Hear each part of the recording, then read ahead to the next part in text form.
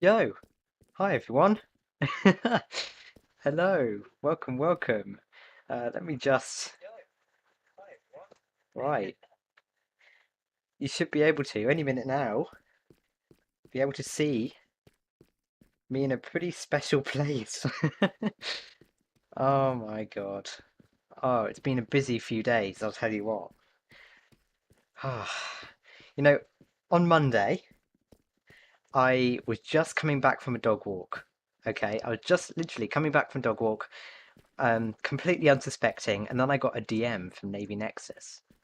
And I never get DMs from Navy Nexus ever. So it was a little bit odd. So I checked it, I clicked on it, and I don't know what I was expecting, but it certainly was not, "Hey Void, do you want to join Xploit?"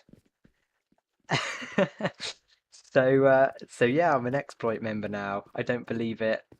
Big, massive things are coming. Um, so yeah.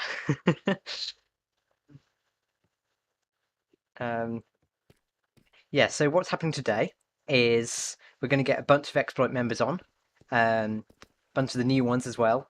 So, as far as I know, I think J2N9D, Luke7720, um, God, I've forgotten who's actually a member. I think Taratar as well. I'm just trying to think.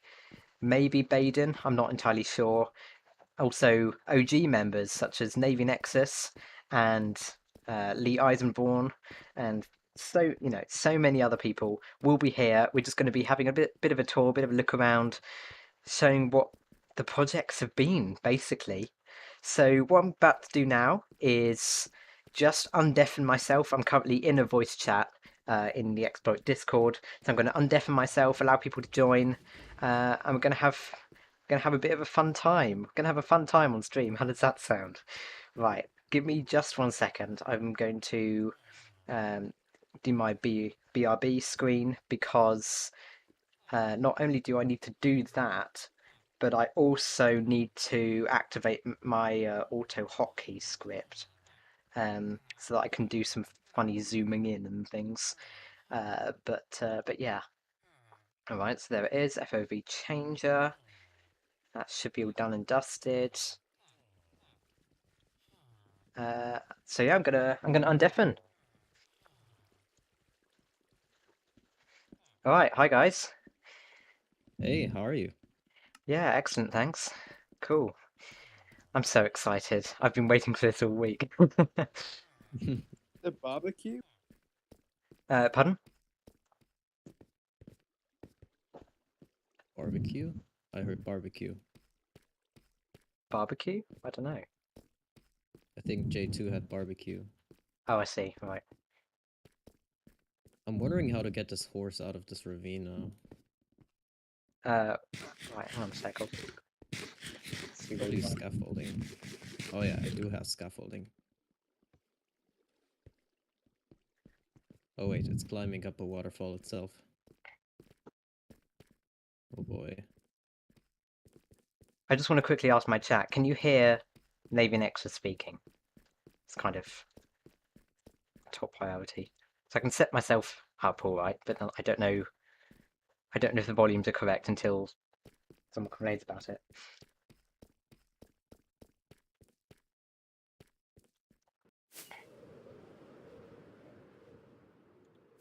Cool. But my horse is just straight up not having a good time. First it's getting set on fire, then it's almost Oh, drowning. where are you? On a ravine. I was riding from the gold farm to the from the spawn perimeter to the gold farm because I didn't feel like going by portal. So Okay. All right. I'm on my way. I think I got it. I put a bunch of scaffolding there. That should cut it. So the horse is not Oh, going to the scaffolding. Oh, no it is. Ah, perfect. Now I can get out of here. Lost a bit of health, but that's okay.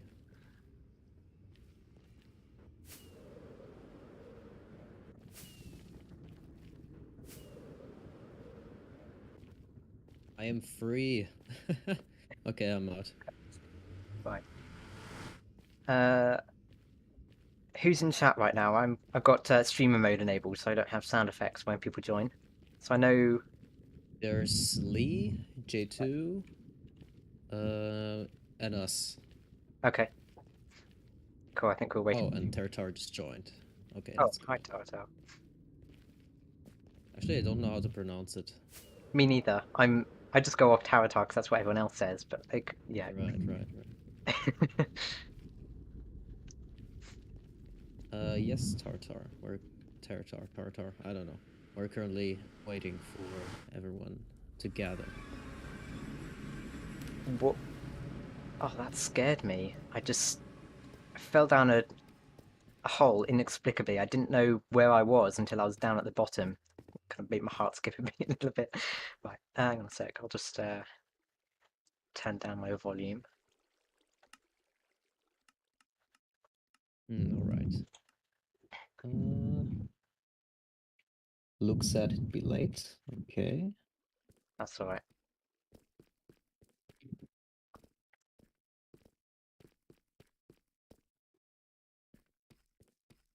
Not even sure if Baden can. I asked Rufus. He said maybe he can join later. So we'll see about that. Yeah, I mean, he's been a member for a while anyway, so he knows where stuff is. It's just kind of the Right. community aspect of it, I suppose. Right. We're missing J2. Oh yeah, J2 said he would just watch the stream for now, right? If I recall correctly. I can't remember. Give me one sec. I'll check.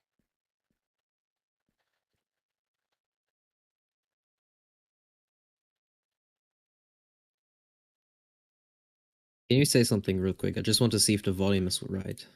Okay, yeah. Words. I'm speaking. Hi, I'm speaking. Okay. Okay. That should be good. Now, let me see if I need to adjust the volume.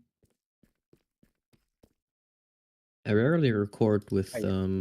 Discord voice chat, so I Okay. don't really have much of a reference. Wait, you recording it then?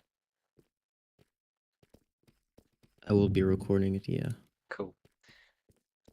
Okay, the volume is quite low, so if I just turn it up. I've had that problem persistently. Like, it doesn't matter who I'm speaking with in Discord, they'll always be quiet every single time. Tartar, you can go in settings, profile, and you turn off only allow trusted skins. I think that's probably the problem. Yeah, J2 said that he'll watch the stream because he's at his girlfriend's house and can't get on. Okay. That's alright. So I think that's all of us, right? Since Baden said he can't. Yeah, Tank Nick will be 1, later, so I think line of that's 2. Okay, so do we start then? uh I don't know. Go for it, I guess. Sure. Hold on. Okay, so then I suppose welcome to the Xploit World Tour. We're here with more people than just in the server right now, in the survival server, but some can't join us just yet. Maybe later. But so on the server right now we have Void, Tartar, I don't know, and Lee. And joining us there will be, let me check. Okay, so we have J2 in our voice chat. And we will maybe have Baden maybe joining us, and Rufus Atticus. And so we'll see about that. Maybe I say we can all grab a speed horse. That will make it easier to navigate around. All right. I already gathered a bunch here earlier. A bunch of them have saddles, and some don't, but there's some saddles in the chests if you don't have one. So I guess just pick any. So I guess our speed horse is kind of your primary method of travel in the server. I wouldn't necessarily say so. Lytras and rockets are still the most practical. Yeah. But it's kind of it's a signature method of travel, we could say that. And yeah, because it is quite fun, I would say, at least. I agree. This At is least that's what I prefer. so much fun. I don't think I've ever done this before. Like in the servers I've been in, we've not got as far as inbreeding horses to the point of, you know, Right. I guess. Okay, so I suppose we can start at the world spawn. Okay. So yeah, we have the world spawn right here inside of the perimeter. And so if you're wondering about the perimeter size, it is 18 times 9 chunks. And one specialty of this perimeter is that one half of it is a ticking area. So we decided to add a ticking area through a command, so it is not vanilla, so to speak. But we did so because we thought it would be an interesting challenge. And we could integrate various contraptions with a ticking area. And it is quite similar to the Java Edition spawn chunks. So we thought it would be interesting. But yeah, so this perimeter is also one of our most iconic locations, maybe, because of the hexagon pattern. We do like it a lot. We think it's cooler than just, spamming different colors of concrete. No shame in that, of course, but we do like it a lot. And so for now here, there's nothing really special, but we're planning to have a entire main storage, which is hexadecimally encoded. Above this place, you can see a portal up there already. And yeah, so that will be permanently loaded inside of the ticking area. And we'll get to that later when we visit the end dimension. I'll explain what the use is in having it permanently loaded. But yeah, so there's not much at the world spawn here right now, other than a few chests to get everyone geared up. And actually, we can each grab a boat because we're gonna need it later for the nether travel, because we don't have a piston boat network set up just yet, but that's a future plan.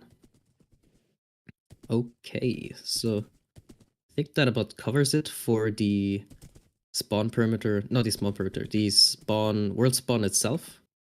So we can head over to the mob switch, which is right in front of us. Okay, so first of all, there's these very bright glowing cubes, and if you're wondering what that is TNT that has lost its fuse data. And yeah, TNT unloaded, I suppose. And this is a leftover from the World Eater that we ran when we tried to clear out the spawn perimeter. And so the World Eater was a design by Orpheus Flolan, which is one of our members as well. So that was pretty neat. And if you're wondering about this TNT with no MBT data, you can pull it around with fishing rods, and you can push it around with pistons.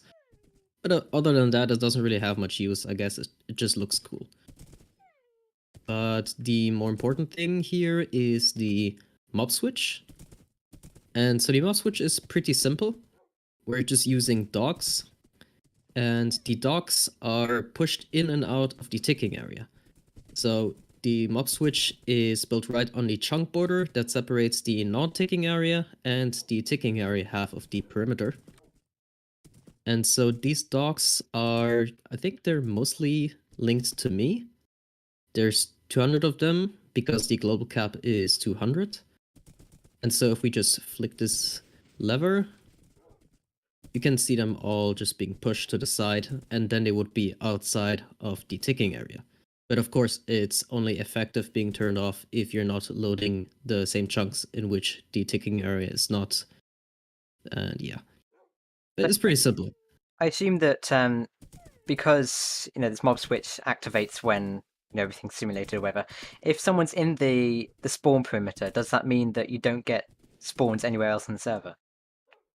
Yes, that is correct. So you would need to unload these exact chunks to make sure that mob spawns occur elsewhere.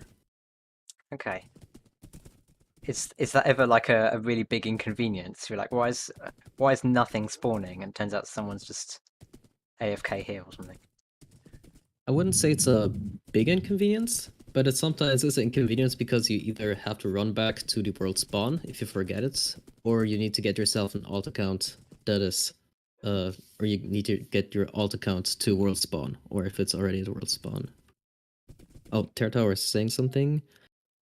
It's probably only visual because for me none of them are inside of the piston arm. Yeah. But what happened to me last time once too is that the piston arms were in the wrong location, so it showed one set of pistons extended and the other retracted when it was the opposite. But yeah. Also, one thing to note about this mouse switch is that it used to be just dogs in a cube in a 1x1 area, and that was actually significantly more laggy. But it was very quick work, and it wasn't so laggy to that alone pushing us above 50 MSPT and like that dropping us below 20 ticks per second. So is there any more questions about it? Not personally. Don't know if anyone else does. All right. I see the dogs turning their heads when Tartar is running next to them with the steak.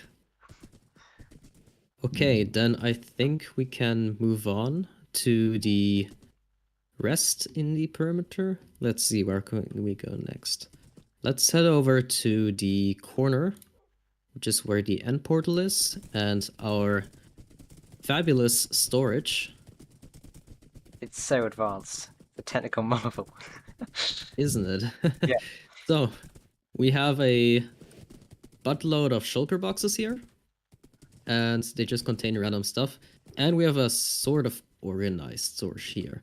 So, we've actually had this in the area of the spawn perimeter before we got it bombed.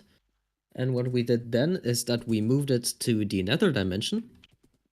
And once it was in the nether dimension, we bombed out the spawn perimeter. And we then had to move everything back. So that was quite a hassle. And it's been here ever since.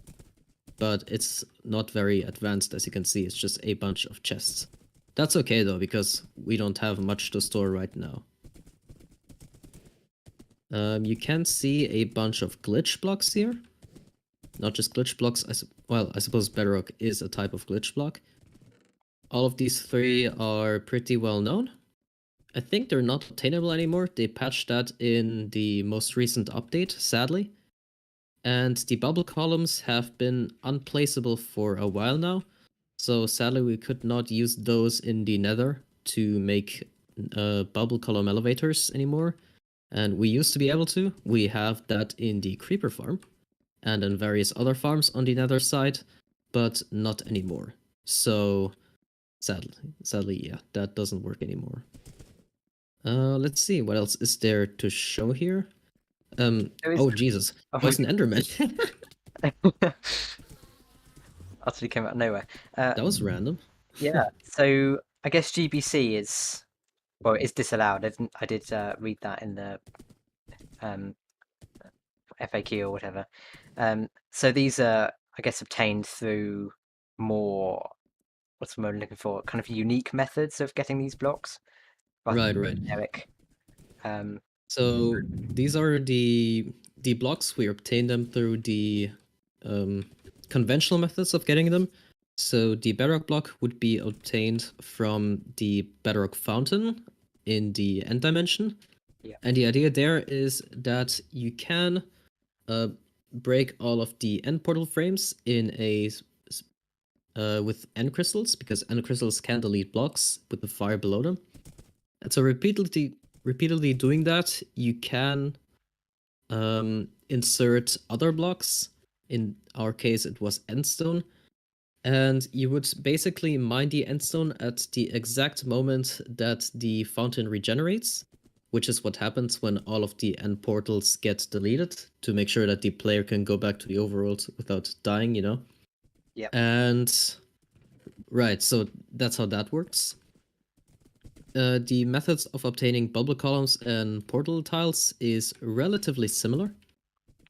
So yeah, not much to say about that. I don't think would be rambling on for way too long if we went into detail. Yeah, right.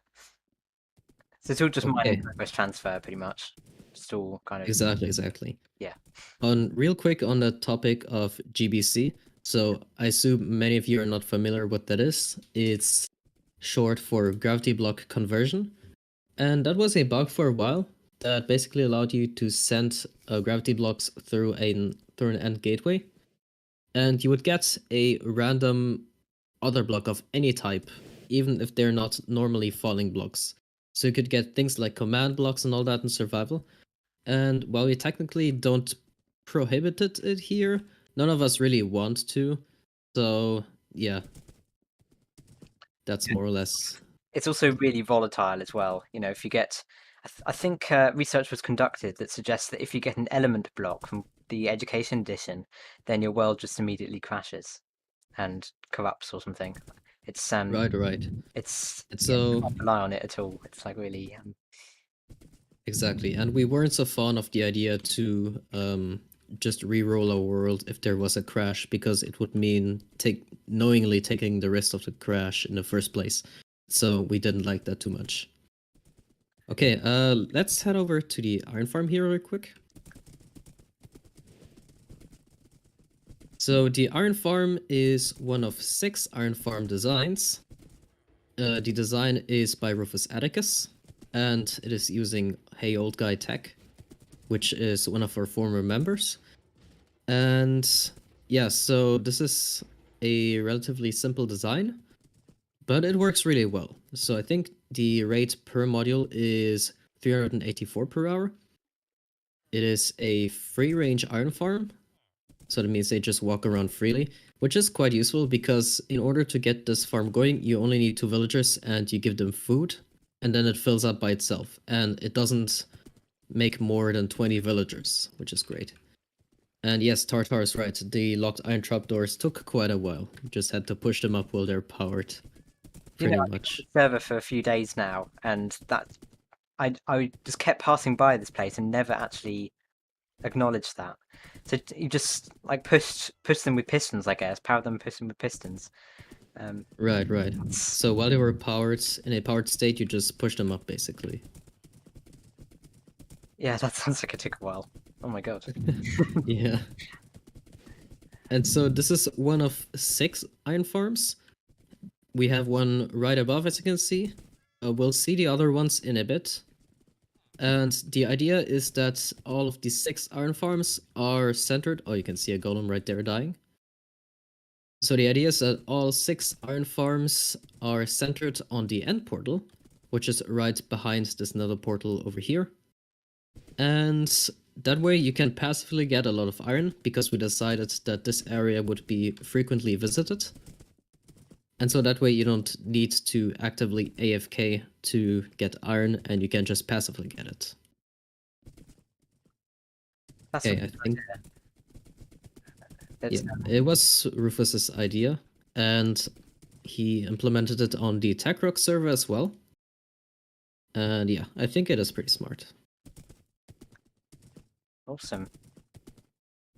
Okay, so now that we got that covered, we should take the elevator, which is back where the horse pens are.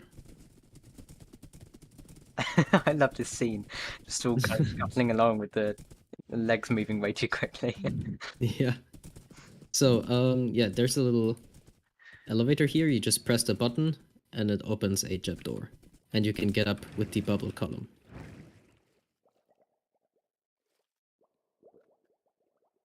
And once you're up here, you can just... Well, it's a little house. Nothing too special. It's quite nice. Right. All right. So Okay, so... Oh, did you want to say something?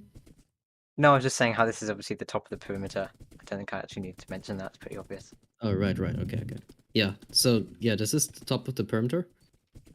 And we decided to make a sort of cliff transition to the perimeter, because first of all, it looks nice.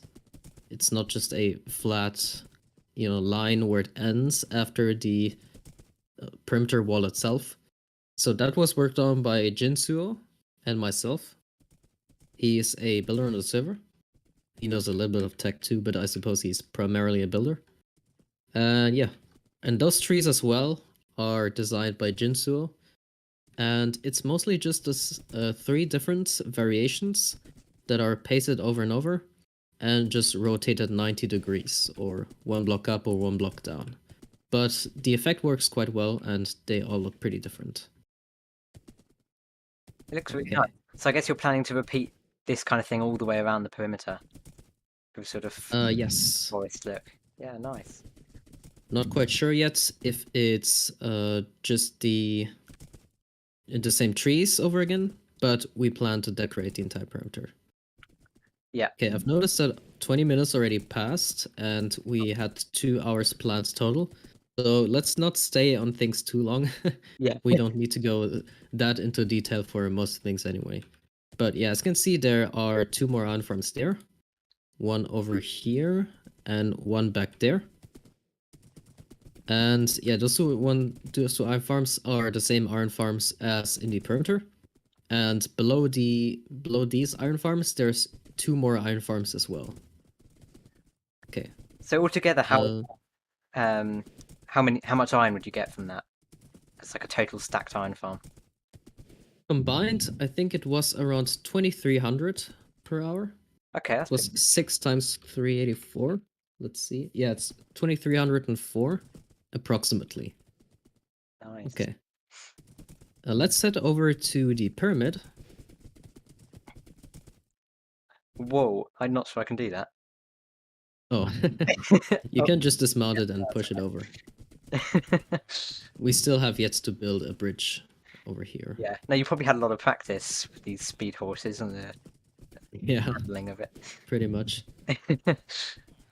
Okay, so the pyramid is one of our earlier builds. I think it was built by Yodalf.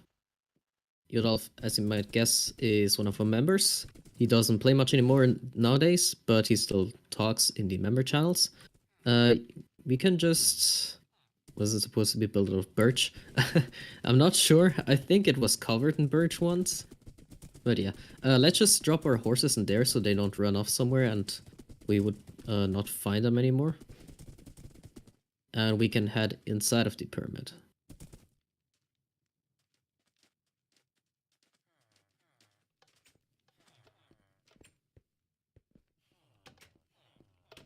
Oh my, this is Inhumane. yeah. I suppose so. Okay, so this used to be a combo iron farm trading hall, not just a trading hall. And yeah, we just have a bunch of librarians here. And yeah, so it's librarians with a bunch of mending, etc. All the usual stuff. Yeah. We have... Oh yeah, down there. Right. I completely forgot about that. There's the former iron farm collection. Guess there's a little bit of iron left there. Mostly poppies, but a little bit of iron. And so I'm not sure if the iron farm was built by Yodalf, as well as the pyramid, or it was someone else, but it doesn't really matter much. Let's take a look around on the other side. So we have a tiny bit of emeralds here. I think that should last us for a while. Tiny bit of emeralds, yeah. Yeah. And so, yeah, we just have the other types of villagers here. The clerics were put here recently by Lee, that we have a source of redstone dust. And we have a bunch here already. I think that should... Oh, actually, I didn't even see those clerics in the back. That should last us for a while, so we are pretty much set on redstone for now. Do the waterlogged chests underneath the villagers stop them from jumping up? That's interesting. I didn't even see them. I probably. Yeah. Well, I know that water prevents them from delinking or something like that. Yeah. But well, that's news to me. I never even saw those chests being waterlogged below there. I know there are all sorts of funky methods of on Java Edition to prevent villager pathfinding. but it seems like we're pretty limited on Bedrock Edition on that front. So it's always interests me to see what people come up with in terms of the tileable villager trading halls and stuff. Right, right. On Java, there's tricks such as carpets. I'm not sure if that works on Bedrock, but probably not, since I don't see it being used much. I think there's also Okay. one where you place magma underneath the workstation. It stops them from trying to escape or something. Quite possibly. Okay, so this build here, this tower is just a villager breeder. Nothing much to say about it, except that there's a ton of villagers down here. I accidentally fed them a lot of, crops. So there may be more villagers than I expected. Yeah, not much more to say about that. Okay, let's get our horses real quick. Hopefully he can jump out, because I know that a few horses are pretty shy when it comes to being able to jump. And let's head over to the giant mushroom farm. Or to be specific, the giant brown mushroom farm. So I would have Lee explain it, because he built it, but he's unable to speak now. Maybe he has a few comments that he can put through text, through chat. But for now, we can just take a look at the design from inside. Is there any way we can tie up our horses, because they're jumping around and having a bit of a... Oh, right. time? Yeah, we can just... Yeah, Tartar just dug a hole, so I guess we'll just Okay. drop them in there. That's usually the best solution for containing wild horses.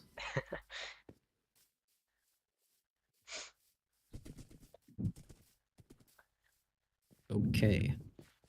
Oh, I'm in the hole again. God. So this is really well designed. Could you speak a bit about that? I think was it designed by Jinzuo again? Okay, so the decoration was built by Jinsuo. It's not quite done. I'm not sure if he has any plans to finish it. I think he said that currently he doesn't plan on continuing it. But yeah, so what Tartar said is right, and what Lee said is right. It's a 3-year-old design, but it still works very well. It is designed by the one and only JX67, which is a Bedrock Tech legend. He doesn't play it anymore, or at least hasn't published anything in a long time. But the way it works is that it uses flying machines to push the brown mushroom head into a cube maker, where you can then manually harvest it. So let's see, what did Lee say? Yeah, he said it's from JX67, that's right. So we can maybe do a little demonstration. So the idea is just, let's see if there's even anything left. Okay, there's Bomi left. Good, good. So you just turn off the farm with the lever, and then you just place the brown mushrooms. And the flying machine will then push it all away. Void, could you come down here and place the mushroom for me once, so that I can show it? Okay. Let me get up for a second. I just placed it. Yes. Right. Oh, I almost got pushed away. Oh. Okay, so as you can see, the brown mushroom head just gets pushed there. And the stem also gets pulled away. So yeah, very cool design. It may be old, but it still works, so that's all that counts. Okay. You'd be damned to find an old design that still works on Bedrock, so that's pretty cool. Right. That just shows that JX67's designs are brilliant. Yeah, he was very ahead of its time in terms of what he was working on back then. Right. Okay, let's move on to the next location, which is the small desert village over there.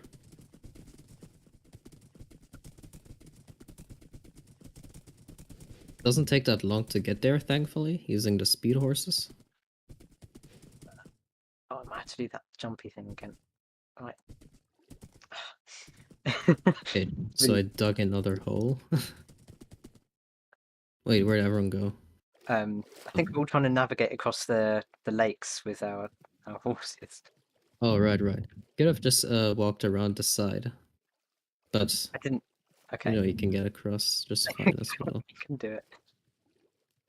Come on. Right. Yeah, really. Yeah, we need bridges, that's correct. Okay, so we have a honey farm here. It's quite simple, nothing too complicated. So let's not stay on that too long. The main attraction is not here, where the honey farm is, but in that hole over there. So let's just head down there. There's no water at the bottom, so just glide. Right. Oh, I mean, you can survive the fall. You could also, yeah. Also fall into damage. So this is a multi-spawner farm. 3 of them can be activated at once.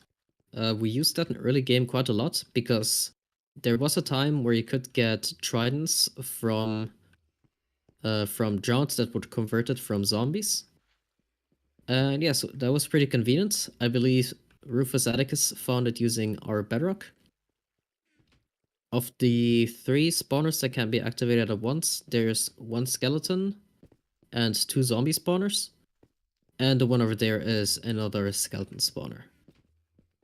I'm not sure if it still works.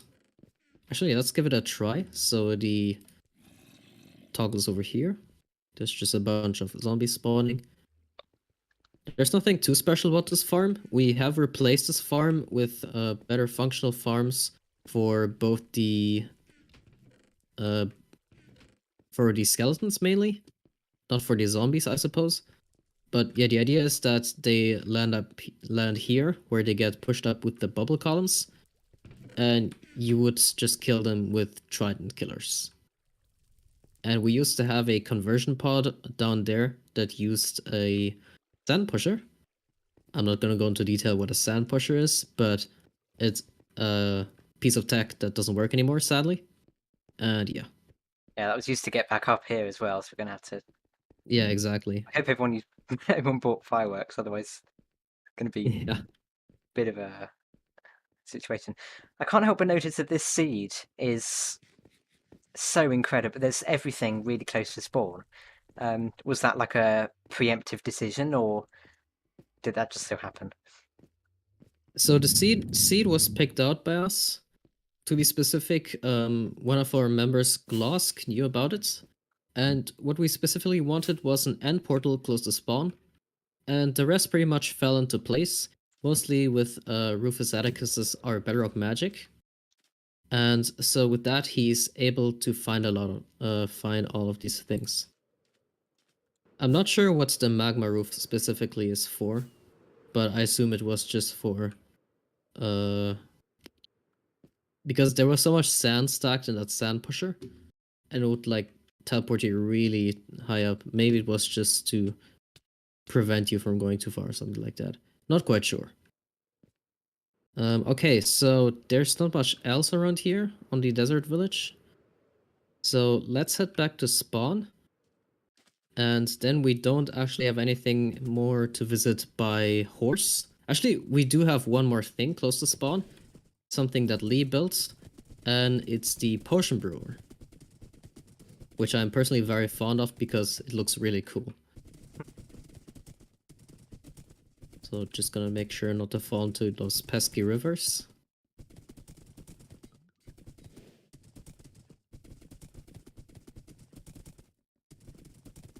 So the coordinates of... Okay, we got everyone here, I think. Yeah, so I don't need to point out the coordinates.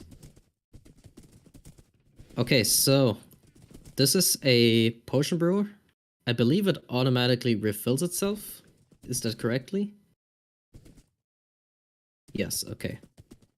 So I'm not entirely familiar with the design of this potion brewer, but I believe it is, well, it's encoded for sure. There's a bunch of rails down there. Oh no, my horse fell down here. Once the chest is empty, it replaces them. Yeah, right. Oh, I did the same thing again. I didn't notice the holes there. Oh my god. Wait, I'll pillar up and... Oh, I can't actually. Oh. Power Tower saves the day. As always. Uh, Maybe let's not fall into holes next time. Well, we won't have to use horses anymore after that, so that's good. oh no. Yeah, so as I was saying, it's encoded. I'm not sure in what form. It should be binary, right? I think. Binary. Okay. Yes, so... oh my god, my horse is about to fall off again. It's encoded in binary, which you can see with those sets of rails. And that's how it knows what ingredients to pick, which is over here. And all of these ingredients have dedicated chests to them. I'm not sure if Territar is coming out again. Oh. Okay, he did it. There we go. Is there anything else you're wondering about this potion brew? I mean, are there any other questions on it? So does this give you every potion in the game? Because there's quite a lot here. I don't think so. I know for a fact that there's a bunch of potions that are not in splash form. Yeah. And I suppose some potions are so obscure that we didn't really bother. Yeah. So it's not every. Right, okay. And Lee, maybe would you like to add any comments to the potion brew?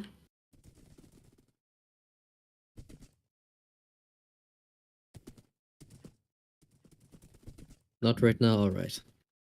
I mean, it looks fairly complex, and it is, but it's not too hard to understand if you get the basic idea of binary. I suppose that's the most complicated part, and I got myself stuck in a hole. Fantastic. Okay, I'm free now. It was made for ease of use. Yeah, it is pretty convenient to use. Oh god. Oh no. I've... Everyone just keeps falling in the same hole. We should probably put a fence over that or something. I was about to reprimand Tartar for falling in, and then I fell in myself. Okay, let's deposit our horses back at the spawn perimeter. So if you're not aware, you can just leap down the spawn perimeter because there currently is a bug in the game where horses do not take fall damage when they are mounted or controlled by the player. So that's pretty convenient for us at the moment. I hope it never gets patched because that's going to become muscle memory to us very quickly. Yeah. Okay, so I say our next location is the nether dimension. We'll take a look at everything in the end dimension last. Because, you know, it's the end and stuff. So... Nice symbolism. Right. Done this before. Okay. So we could go to the fortress farm site first, but it takes a long time to get there. Not as long as the slime farm location, luckily. So I think we can just leave that out for now. We'll take a look at it later if we still have time. But basically, right now it's just a dig site, and we have a witherkill there that consists out of bedrock. Oh, actually, let's take a look at this bartering system. I believe Lee built it. It's fairly simple. The idea is just that you move this gold block back and forth, because piglins will get angry when you break a gold block and certain other blocks. And so when you move it while it has gold in its hand, it will instantly drop the item. Yes, it is manual storage. We mostly have manual storage at the moment for things. Okay. Then we can head to the next location, which is the creeper farm. Let's take a look at the storage first before we go on the overworld side. It's down here. There's slime at the bottom, but be aware that if you sneak, it will make you take fall damage, which it didn't used to. It's just having everyone bouncing. So, you might notice there's no portal at the top. And the reason for that is that this is, or rather was, a ghost portal. And the idea of it was basically to build a portal that crashed the server. And when you load back into the game would still have the portal exit data, but the portal itself would not be built. And so the advantage of that is that mobs that would spawn through that portal wouldn't be standing on the obsidian, but would be falling straight down. And what was interesting about that actually is that the creepers kept their momentum from, well, some of the creepers kept their momentum falling down. And so that was pretty cool. It looks it. Oh, Luke is joining. That's good. Yeah, so if, as you can see here, there's the aforementioned bubble column tiles. And so we built that when it was still working, but you can't place them anymore. If you take a look at the chest, there's a bunch of gunpowder. Reason for that is that the farm doesn't actually work anymore due to various things being patched. But we stocked up on gunpowder so that we have a lot left for mostly rockets, maybe some TNT if we need to, but we will probably build a new creeper farm before we start another perimeter bomber project. Yeah, so, oh yeah, and the reason why there's gold drops in there is because we're using portal tiles on the overworld side, which we are going to check out. Yes, Luke, you heard World Eater. We will be potentially doing that again. No, there's no World Eater right now. Yeah, as I was saying, there's portal tiles on the overworld side. And those do actually spawn zombified piglins. Oh my god, the trident's called All Man. Jesus Christ. It's called Oh Man. Oh yeah, Oh Man, indeed. When that was the So let's head back up to where the nether portal is, and we can wait on Luke.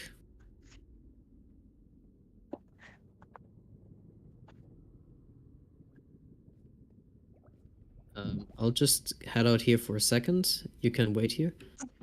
I'll just get Luke, Oh, no. pick up Luke from the nether portal. Stuck in the ceiling. Yeah, if you go up the bubble column, then for some reason sometimes you get stuck in the ceiling and you have to mine your way out. Oh, that's weird. Yeah, Okay, so like the other day as well. why is there a Soviet flag on the spawn perimeter? It's technically not a Soviet flag because it isn't complete. And it was a flag that Kai tried to make because early on there was jokes about the server being communist. Oh, looks like Lee made it out. But yeah, there's some missing patterns on it. Maybe it was even a banner that you can only make in creative or through commands, but yeah. Okay, so we can head through the portal for a while. Let's take a look at the overworld side.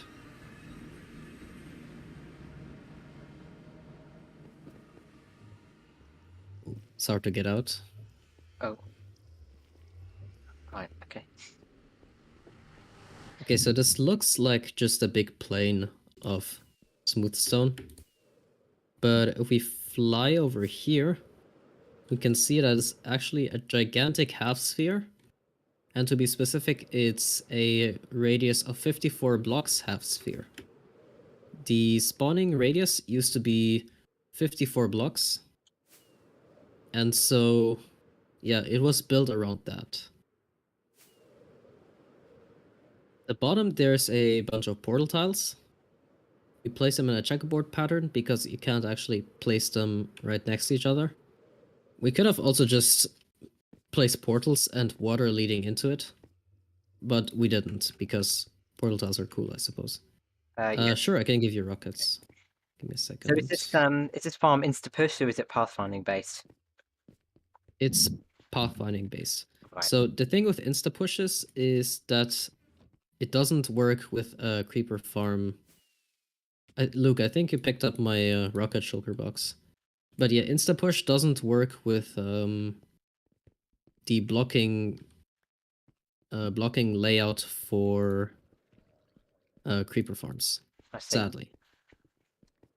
Okay, we can actually fly onto one of the stripes real quick, whichever one you like. Oh lord. Yeah, it's not that easy. That's right. It's not.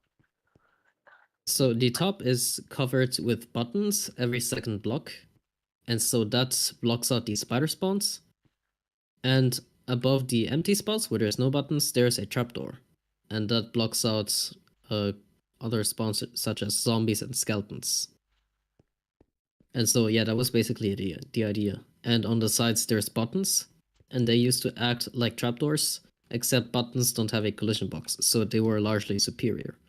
But that was eventually patched out. Why stripes instead of pancakes? Because we built this really early on, and back then we didn't think of that already. Think of that yet.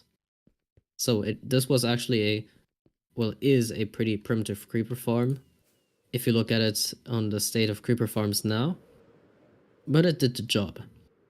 And if we're talking rates, I believe the original full sphere was going to do 100 stacks per hour, which, considering this is a fairly inefficient, only 25% density stripe layout, is fairly respectable. So I suppose half of that is about 50, maybe a bit less, maybe a bit more. I'm not quite sure. So, in terms of cancelling out certain mob spawns, does that then buff the spawn rates of, in this case, creepers? Well, it doesn't. How do I say it? It doesn't buff them directly, but since the other mobs won't be filling the cap, it does increase the amount of creeper spawns relative to a farm that doesn't cancel out these spawns. Okay. And so Terta was asking 50k of 50 stacks. It is 50 stacks, sadly. So, like, not a lot. Since we're here, let's head over to the squid farm, which is right next to here. You might have seen it already. It's a bit hard to miss, not gonna lie. Yeah. So the farm is rather primitive. It's not too complicated. I believe Ken built this. And as you can see, it's just water and a bunch of portal tiles. Basically 1 per 4 blocks. And since mobs spawn in the northwest corner in Minecraft Bedrock, that will get all spawns. Yeah. Yeah. Yeah, it's a lot of. But you know, it does the job, so Yeah. yeah. One other thing to note about this area is that it's all stone. And so it was just a simple flying machine that went forward and dispensed lava. And that in turn generated stone. And since ocean spawns are mostly surface only, I believe they're actually only surface only. Only surface only, that sounds silly. They're surface only. Yeah, the putting a sort of roof there over the ocean cancels out pretty much all spawns below. Okay, let's head over to the next area. We can actually go through this portal.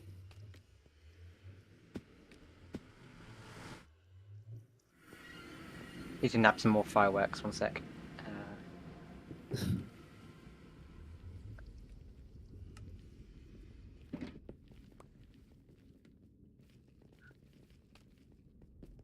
Yeah, we really need a proper transportation system. Right now we're just walking.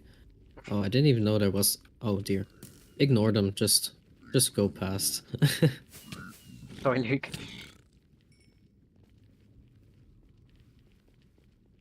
Okay. Right. Free 1.16 ping. I think they just change texture. They don't actually Yeah. Convert to anything new. Because I have a bunch of texture packs that turns back, well, not intentionally, but for some reason some of them turn back the new texture piglins into the old ones.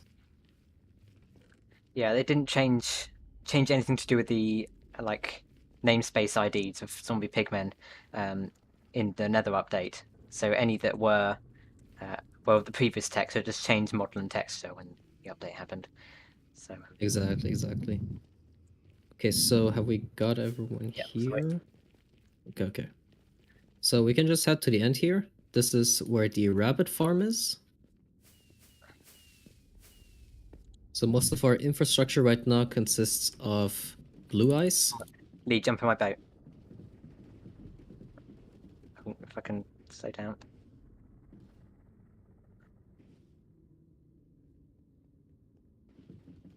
Cool.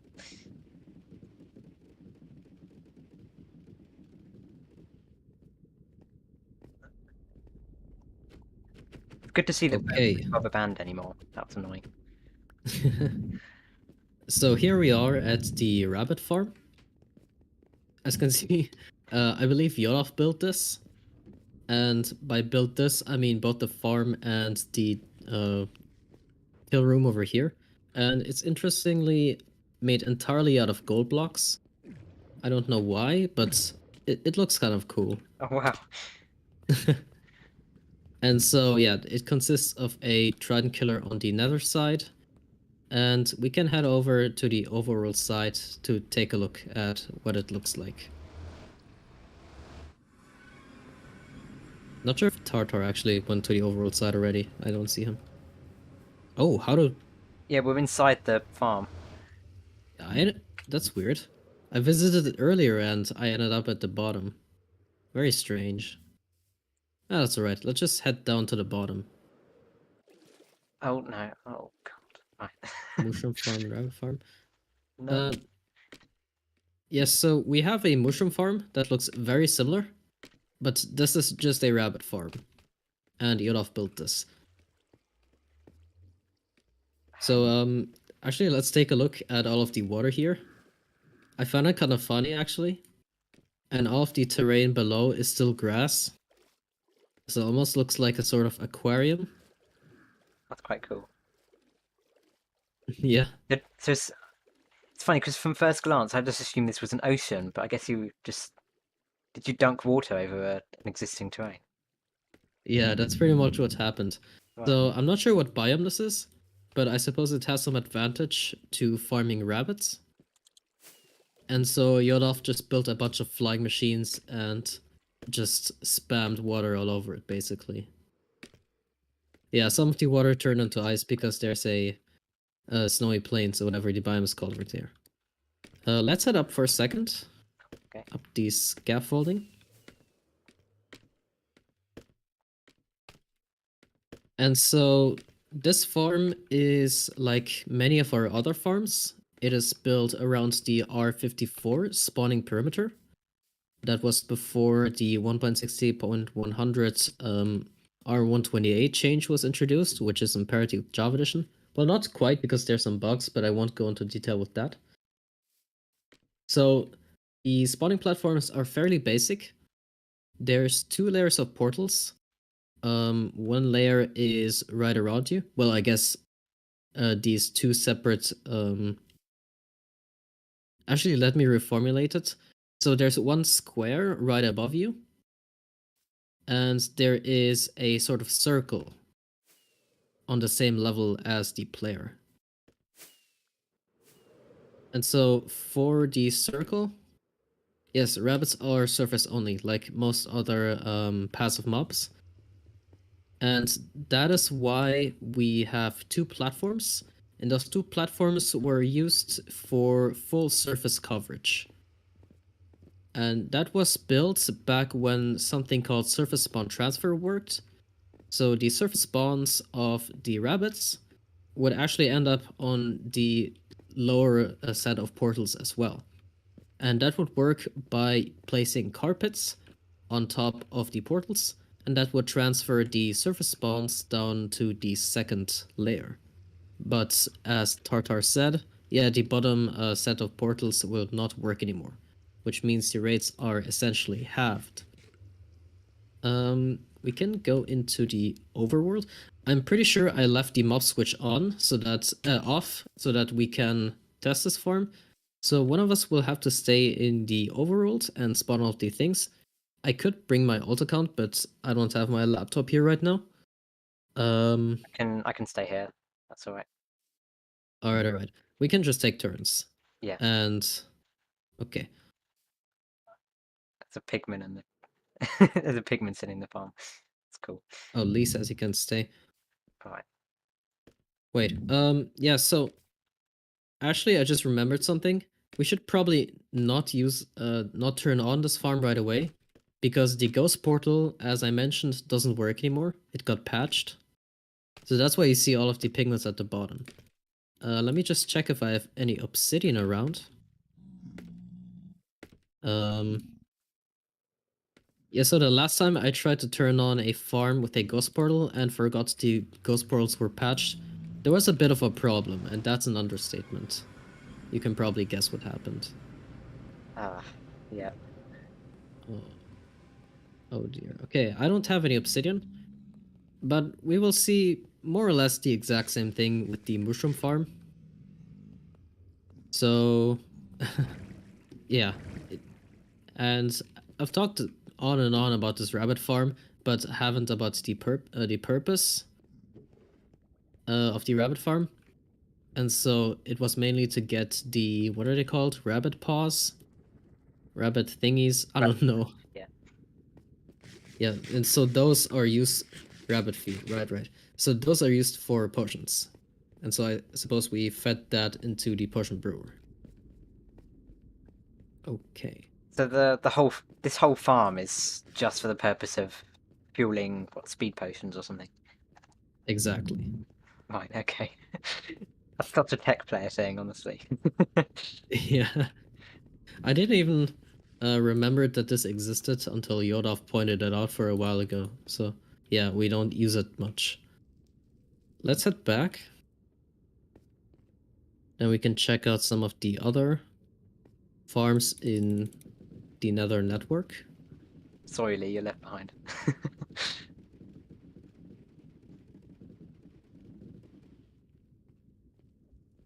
Okay.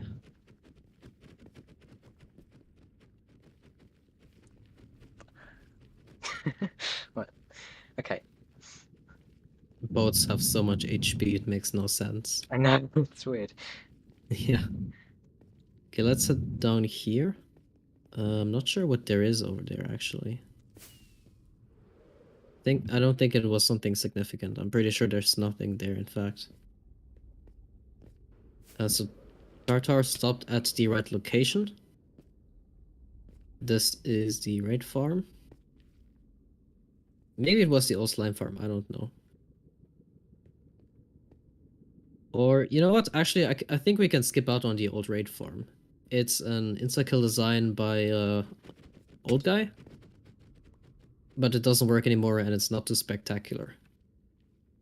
We have a, you know, newer raid farm, which is also broken, by the way, sadly.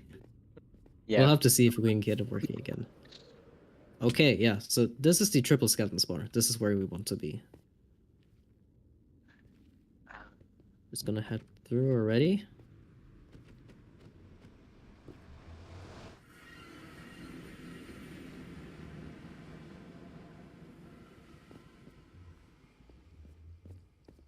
Someone has your boat. I have my own boat, but I don't have anyone else's.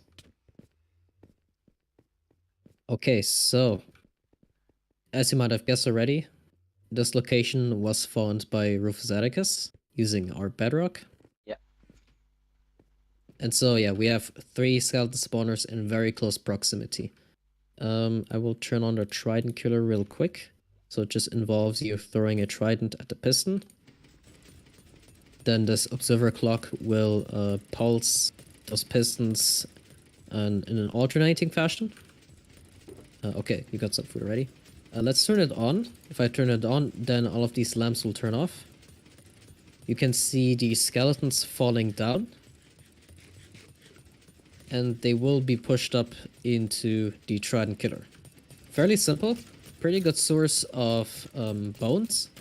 Although now we have the moss farm, which produces far more bone meal. So I suppose its primary purpose has expired.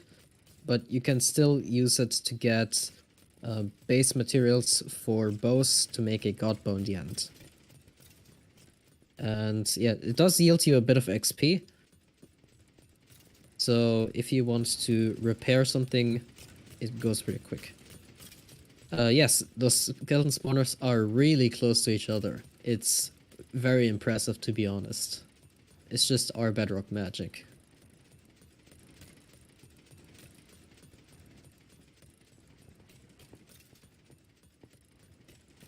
Yeah.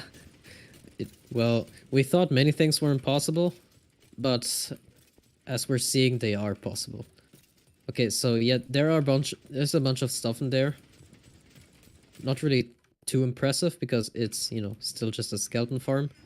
But just the sheer proximity of all three of those spawners, that's the most impressive part about this. And we'll see. If you thought 3 spawners that close to each other is impressive, then you'll be even more impressed later. So let's head back to the nether side.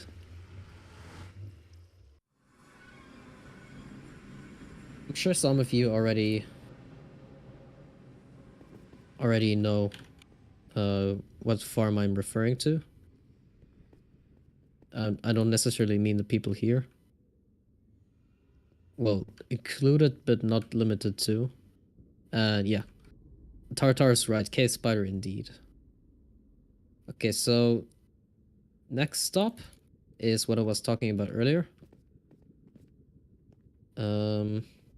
Actually, you know what? I think I might have left the mob switch on, but I'm not quite sure. So I'll take a quick trip back if I left it on. But oh, he flew past. I did. Mob switch is on. Okay, so I'll just head back real quick. Should take no more than a few minutes, if not just a single minute. Tato, I think But my food shulker box. Not entirely sure. Right. Okay, so I'm almost back there. While I'm turning on the mob switch, I can already talk about this farm a bit. So it's more or less the same thing as the rabbit farm you saw earlier, but it's built in a mushroom island biome, which you might have guessed since it's a mushroom farm. And there's also the exact same thing with the oh, the server lagged for a bit. Yeah, I got that as well. Yeah, there's also the exact same thing with the water covering the entire mushroom island. Well, the part that needs to be spawn-proofed anyway. So I'm on my way back. I'm hearing some gas already, so we might need to be a bit careful because we haven't spawn-proofed our paths for that. Give me just a second. Thankfully, these blue ice paths are pretty quick. That should get us here. What is the speed difference between using blue ice and packed ice? Is it like an advantage considering the price of them as well? It's not that much. It's definitely not 9 times faster, but it is 9 times more expensive. Yeah. I believe blue ice is 72 blocks per second. Something around that.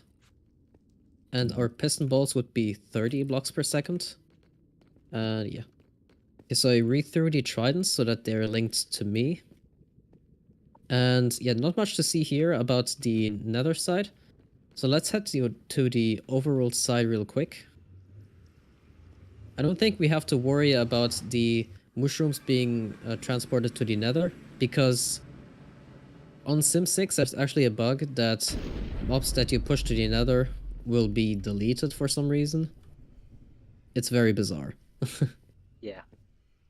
Anyway, you can see the signature gray water of Mushroom Islands, however you may say it.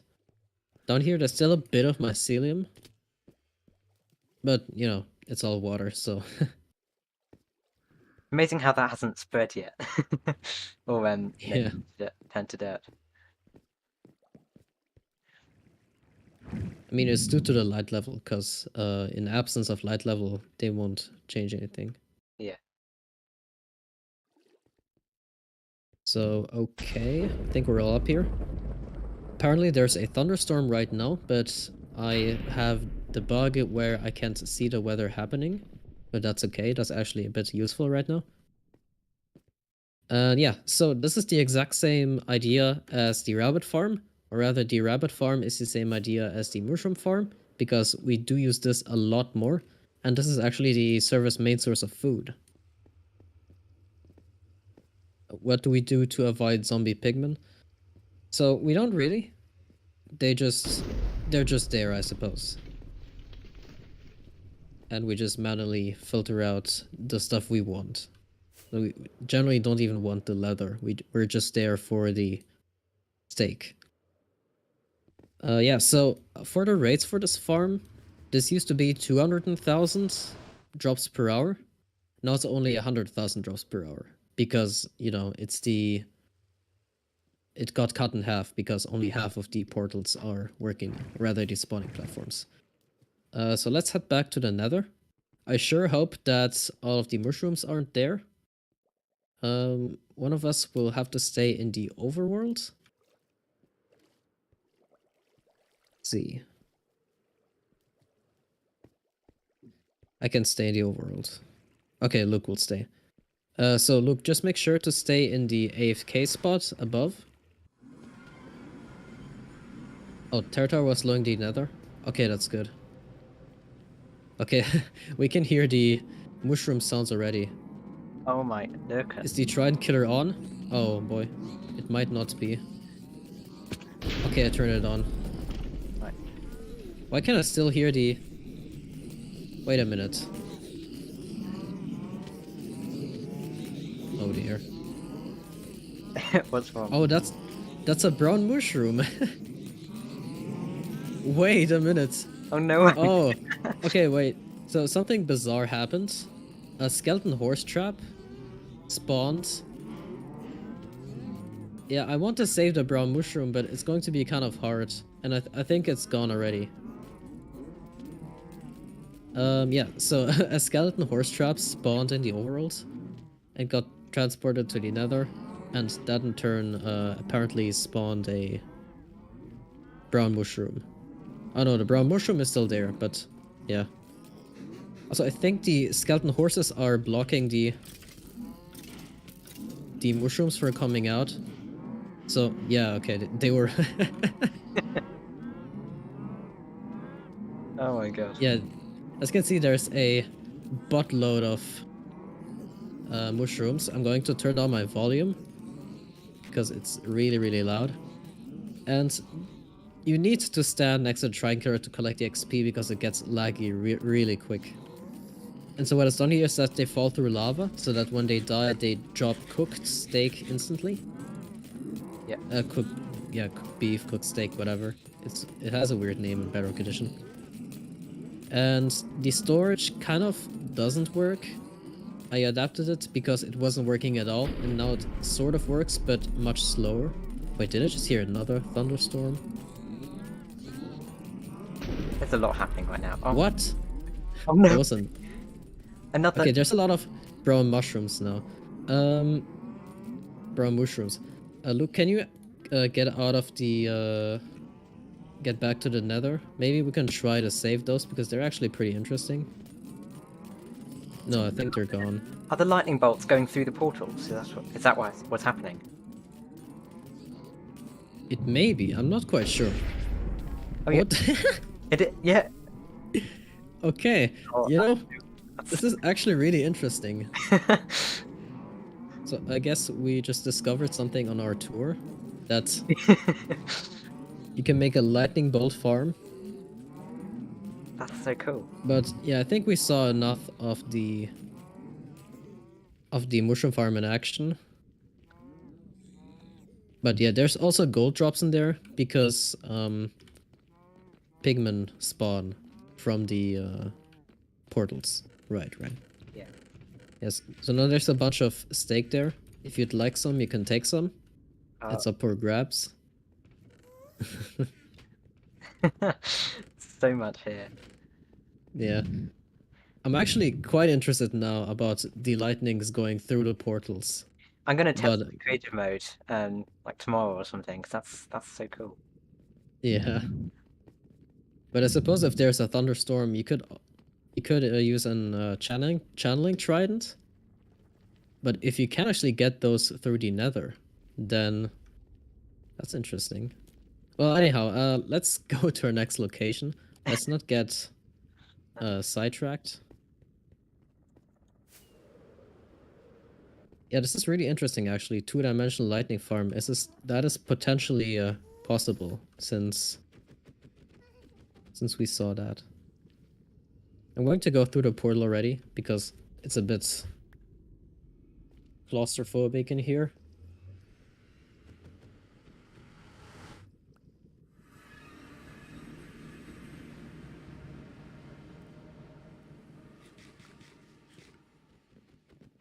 Okay. Right. So, some of you might know this location already. This is the one and only Birch Island. This is Old Guys and Dr. Jan Science base of operations, basically. Of course. And apart from being very birchy, there's a lot of, well, a bunch of farms in here. So there's a JX67 design pumpkin farm, melon and pumpkin, as you can see. And there's also, oh dear. Yeah, this isn't private property. Everyone can access it, but it's where they build most of their stuff. And yeah, so there's a slime farm here as well. I hear a wandering. Oh, there's a wandering trader. Yeah, we can ignore that for now. Let's just head up.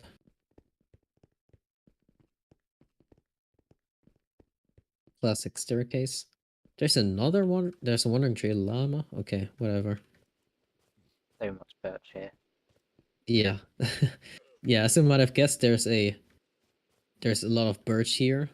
The epitome of Dr. Dan Cyan. It's kind of cool, to be honest. I like the theme we have here. Oh, you're getting the conduit effect because it's raining. And so yeah, on top of the slime farm here, you can see some horses, and this is where our speed horse breeding adventure actually started. And the thing you see here is sort of a makeshift horse speed tester, but I'm not sure if it actually works or how well it works. So we're not gonna test that for now because I'm pretty sure it's flawed in some way. Oh. I think there were repeaters missing. Probably. There's a bunch of stuff missing, most likely.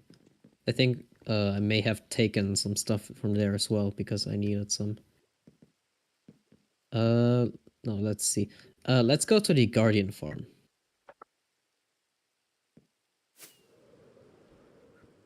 So this is the Birch Island Guardian farm. It's using a trident carrier in every one of the 25 spawn spots. Right now the tridents aren't in place because we removed all the tridents due to a bug where the tridents would fall through the world and get deleted. And it hasn't been used since. And I think it's gonna take too long to get all the tridents in place. That's kind of the downside of this farm. But it's a overworld only Guardian farm. And so it's pretty standard. Nothing happened to the tridents. Right now they're in the chests. But yeah, so that's how the tridents were removed because I think 1.17.40? I'm not quite sure. In one of the updates, they would just fall through the void. Into the void. Okay, yeah, so yeah, this is the FK area. Pretty straightforward. Not too much to see here. Let's see, where else can we go? Let's go to the double iron farms real quick. So these are old guy designed iron farms and also built by him. As you can see, they're made out of birch. Very fabulous. Fashionable. And so, yeah, there's just a second one on top, which is identical. I think as of now, double platforms doesn't work, but you know, they still work. But right now we have the iron farms that spawn being built, so those are replacing it for now. I think that about covers it for Birch Island. There's another island covered in sea lanterns that I'm not quite sure what its purpose is. I saw Dr. Jan Sang building it on stream once, but I have no idea. So let's just head back down to the Nether portal. I think Luke and I are both really struggling to find where the portal is. It's so Yeah. inside. Every single place looks exactly the same as where we just were. Yeah, it's like a maze. Yeah. In a way, it's advantageous because it confuses the wrong people from... Right. Yeah. Yeah. There's not really wrong people, but you know, you get the idea. Yeah. I do. You have to suffer if you want to have the luxury of living on Birch Island. Yeah.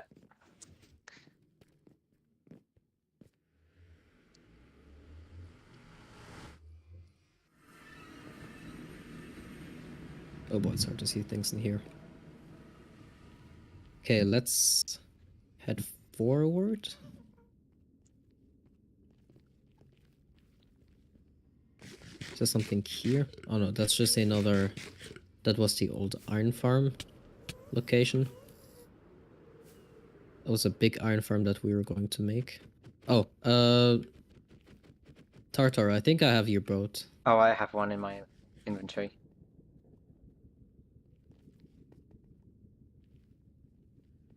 Okay. So you might be able to figure out what this is from the banners.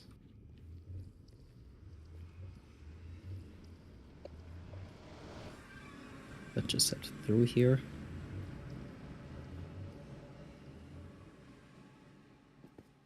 Loading times take quite a while, actually. Okay. Yes, touche. It's a pillager captain farm. We're just farming the banners. Can I use my fireworks? Oh. Okay, yeah, so this is a raid farm, obviously. I guess we're also farming pillager captain banners as a side product, but we're not collecting them. So much XP in just the water streams. Yeah. Yeah, so there's a bunch of shulker loaders down here. The storage is a bit janky, mostly because of the hopper bug. Hopper bug in raid farms is a big problem. When is it not? Yeah, very sadly. So there's not much to say about the shulker loaders down here. We can head up, and for that we gotta take these staircases.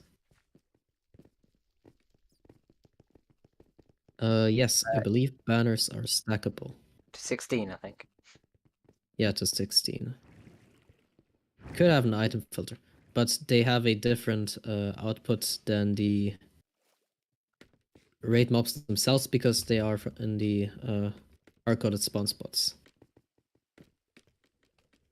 Okay, so this is a stacked raid farm by Yodolf.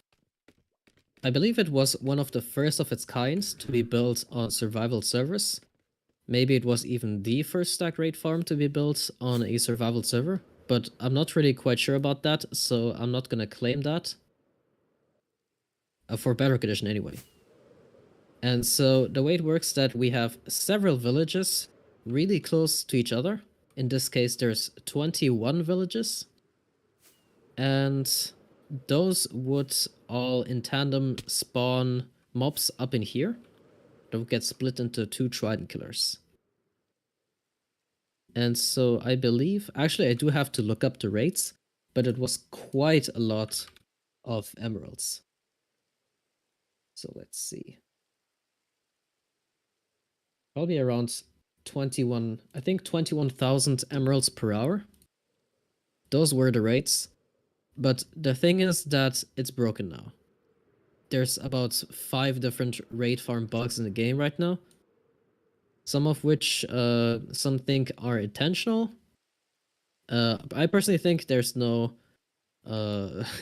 intention behind those. It's just them trying to change things and it messes up everything. So sadly, right now it's not working. But it is a very interesting raid farm. No doubt there's better ones, even if this one was working. And there's a bunch of issues with it too. But it still looks very cool. And I suppose in a way it's some sort of a gem of the server, because it's one of our earliest builds and one of our most impressive despite that. Is there Oh like dear. a moment where if a raid ends, you just can't start a new one? So even if all the other bugs were fixed, the raid farm just still wouldn't work. Yeah, I think so actually, because yeah, so insta kill is one of the things that it relies on, and it's basically the idea that you take the raiders and transfer them into another village, and that way the raid wave ends instantly. And I believe there's also another bug where the raids can only start new waves every so often, which is very strange. And there's also another bug where raids can't be started if you're sitting in a minecart, which is very strange. But, Because if you're you right know, force and everything, really, it's pretty odd. yeah. I will never understand it, but, you know, it is what it is. We'll see if we can somehow fix it. Or in some hack fix way. Because rebuilding the whole thing is probably not viable, and emeralds aren't that needed. So I think that about covers it for the raid farm. What are they up? We can head back down. There are some, not pillager captains, just regular pillagers that have spawned, I think. Unless they were already there, I don't know. Where? In there are two 2x2 holes in the ground. It's over here, where the trident killers are. Oh, right. So that's where the pillager outpost was, Okay, and that's where the hard-coded spawn spots are. I see. The HSS, which is the same spawn spots you find in other structure farms, such as guardian farms. Yep. Okay. We can head back now. I think there's nothing more to cover on the raid farm site.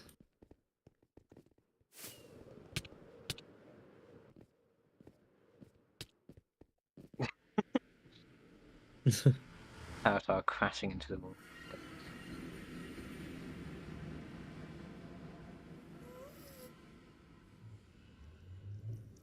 I'm a bit nervous about gas spawning somewhere and just messing everything up.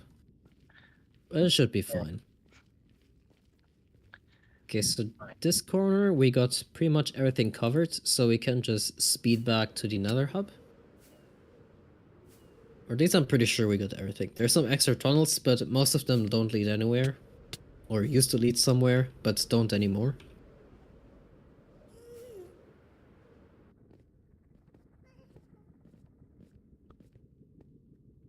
-420 20-ish. Nice. Yeah, I know, right? Funny number. Funny number indeed. Okay, so we got this corner and this corner. Oh, there's a gas already. Good thing I got a god bow now. Yeah, so there's a lot of gas spawning in this area. That's why our planned nether up design is completely gas proof. So we can avoid that. Oh no, wait. Tower, we're now at about 69-20. I'm so immature. You're the rainfall. Oh, we're heading back to the nether hub. Well, quote unquote nether hub. The big hole in the nether roof.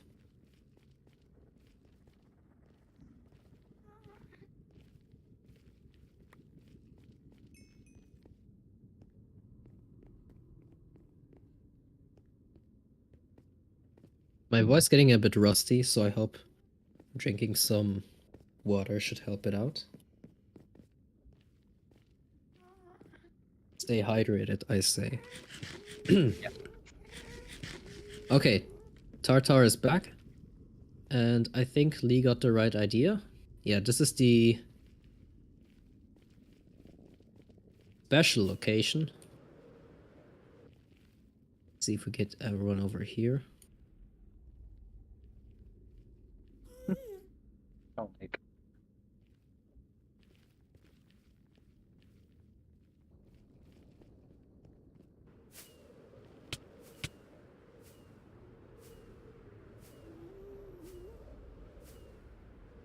Okay, let's see if we got everyone. ow. Oh.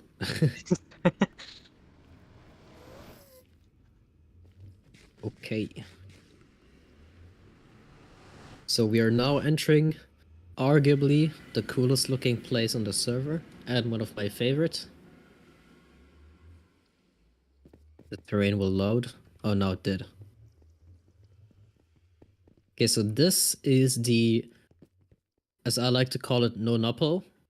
But if you're not so flashy and stylistic, you can just call it ×9 cave spider spawner farm. So obviously, yes, there's 9 cave spider spawners my god, that can all be activated at the same time. that's And as you might guess, that is Rufus Atticus, our bedrock magic, as always.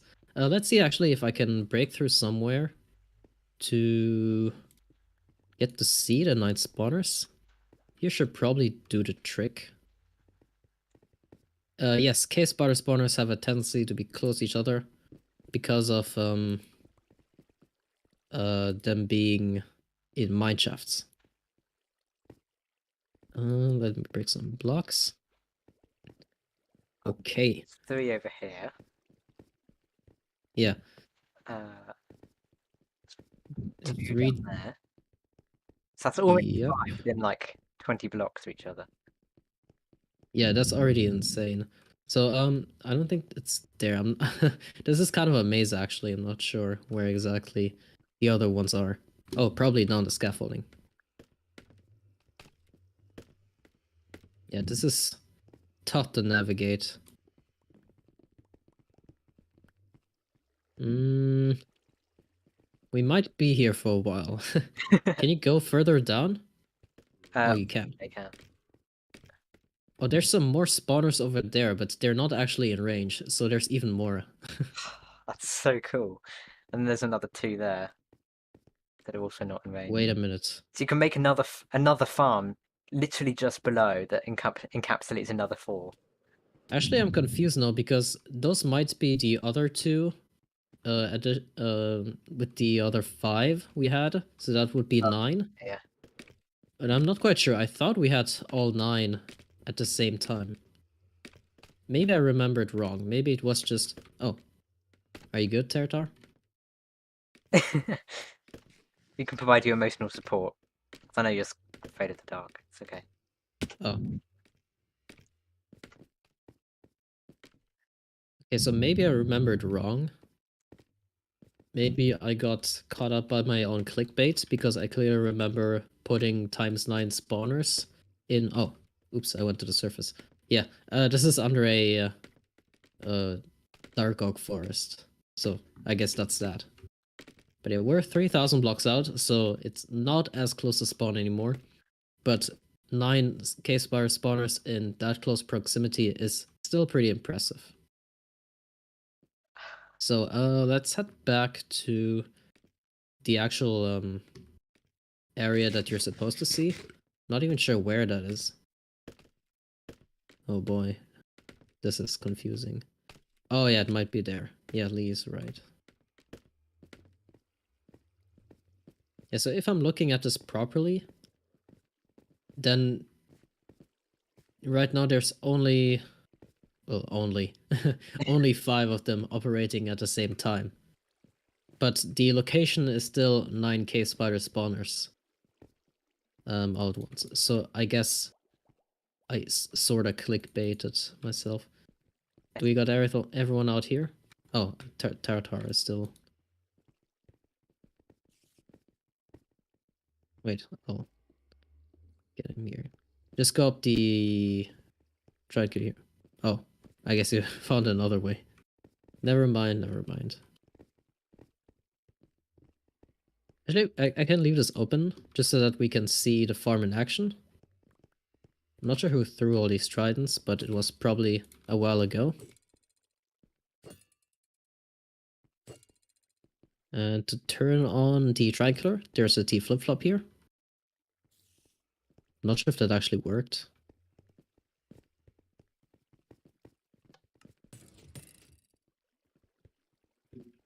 Oh.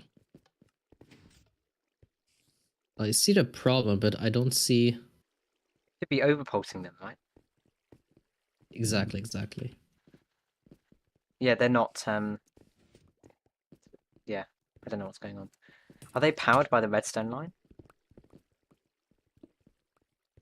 Wait, I'll just hack fix it. Should work like this.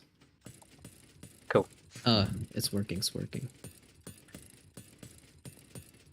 Let's turn on the mob spawners. So that should turn off the lights in the back. Let's take a look at that. Oh, no, we can't actually get up there. It's okay.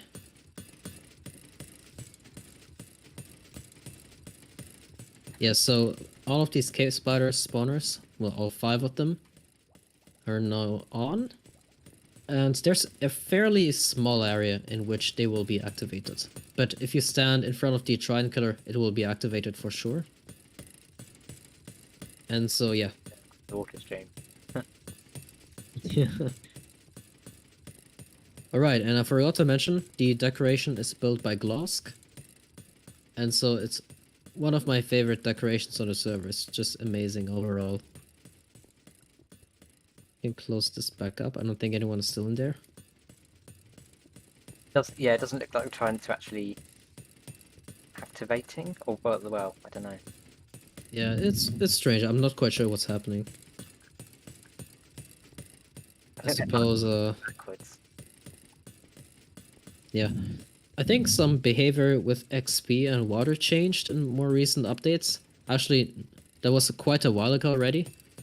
But that might be affecting it, because XP, if I recall correctly, does actually collide with mobs, which is very strange. But yeah, it seems to be working more if I pick it up. Yeah, that seems to be working fine. Yes, it does actually collide with mobs. It's really stupid. I know that Golden Helmet has a behavior pack to patch that. Yeah, so this is the cave spider spawner farm. I'm not sure. Well, if we had a second player, then maybe we could activate all 9 at once. But yeah, let's not do that. I don't think it would be the best idea to blow up this end crystal, no. Anyhow, yeah, there's still the storage here. As you might have guessed, it's just item filters. So I suppose that's where you get the string from, and the bamboo you get from the anti-mission farms that we'll look at in a bit. And yeah, there's a bunch of other random stuff in there. Seems. Oh, there's actually quite a lot of stuff in there. I didn't even see that. That's okay. Okay, I think we got everything covered over here. Still an enchanting station and stuff. Kind of useful since, you know, this farm is not that close to everything else. We can leave the cave spider spawners there. It's cave spiders there. It's alright. Let's get to the overworld. Nether? My bad. I'm just gonna say, we've got 25 minutes left, so we probably ought to. Right. But we don't have too much left. Okay. We have, I know we have end farms for sure. I think our next stop should be the gold farm. You probably won't be surprised what design it is. And it's fairly simple. So yeah. I'm not sure if... actually, yeah, let's visit the fortress farm last, if we still have the time. but it's going to take up quite a bit of time just getting there. Like I don't know, 5 or 3 minutes or so of travel. So if we still have time, we'll do that. Let's go to the gold farm. It's right here opposite of the spawner parental portal.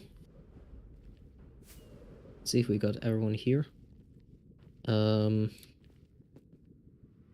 Wait, is that Luke?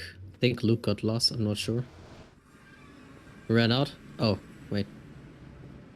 Get some more rockets for you.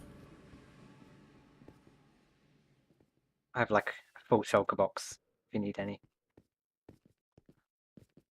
I dropped another stack here. But yeah, we got everything to make tons of rockets. So yeah. The gold farm is over there, where there's the gold frame.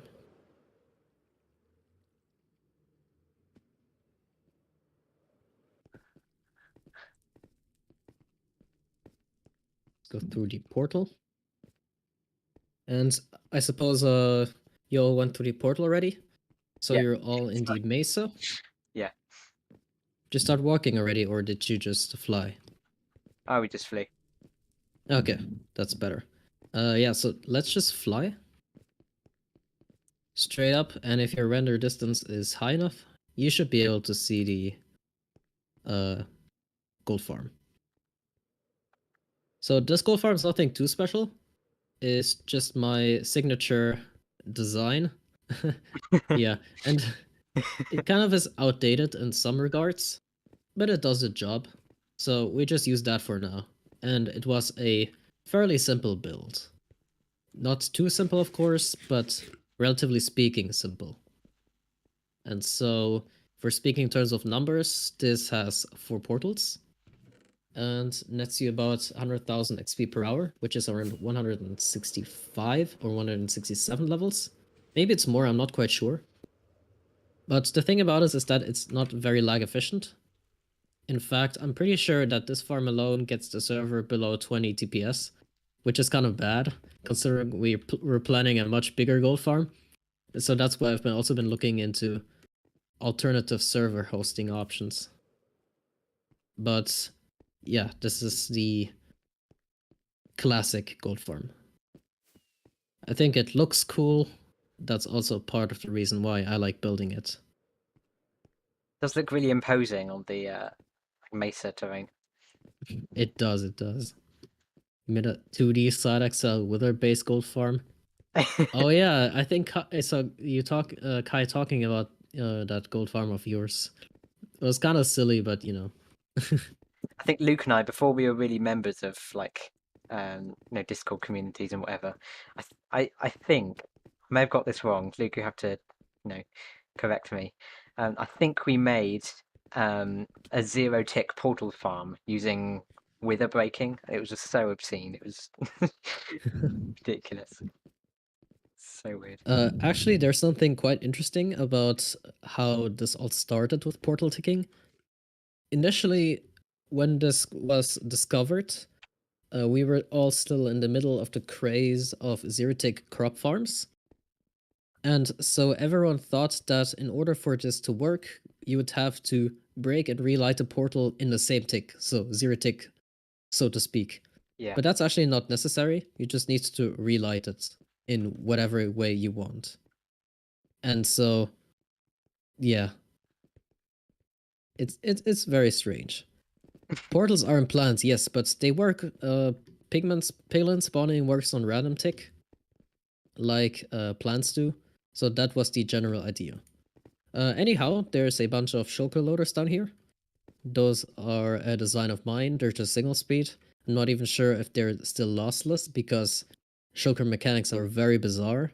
And yeah. And there's just a slight add-on that filters out the golden swords and burns them. So that's a loss in rates because, of course, you can smelt those. But for this particular design, I just skipped on it and made them get burned. There's some crafting stations here. Fairly basic. Once again, that's also a design of mine. I'm not sure if it still works properly. There's no loss. and it can actually be quite devastating if there's loss because, you know, a lot of gold blocks. But yeah, I think that's about all there is to say about this gold farm. So to get back, we can actually just go through the portals of the gold farm itself. We don't need to head all the way back. I suppose we'll do some proper portal linking once we have the piston bolt network set up. But at that point, we might already have another gold farm design. Okay, so I think we got most of the nether stuff covered, except for the fortress farm. Oh, geez, there's a ghast. Not anymore. Let's go to the end dimension.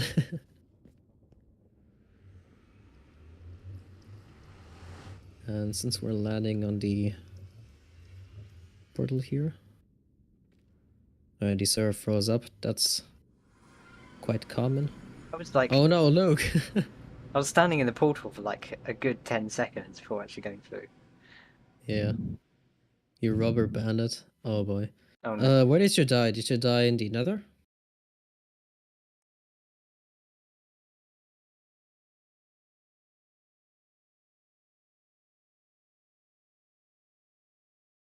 Right in front of the nether portal. Oh wait, how did you die from fall damage then? Okay, I'll try to pick up your stuff. And we can... Oh, I don't have it. I think Lee got it. I'm stuck on the building terrain screen going through the nether portal. Oh, you are? Oh, that's weird. Yeah, Okay, Lee stuck. didn't get it. I'm gonna have to relog actually, like close down my game. Seems pretty, Oh, I see your stuff. Okay, yeah, you can relog real quick if you want to. yeah, I might need to. Right. I'll just grab the elytra for you, Luke. Then you can just glide down.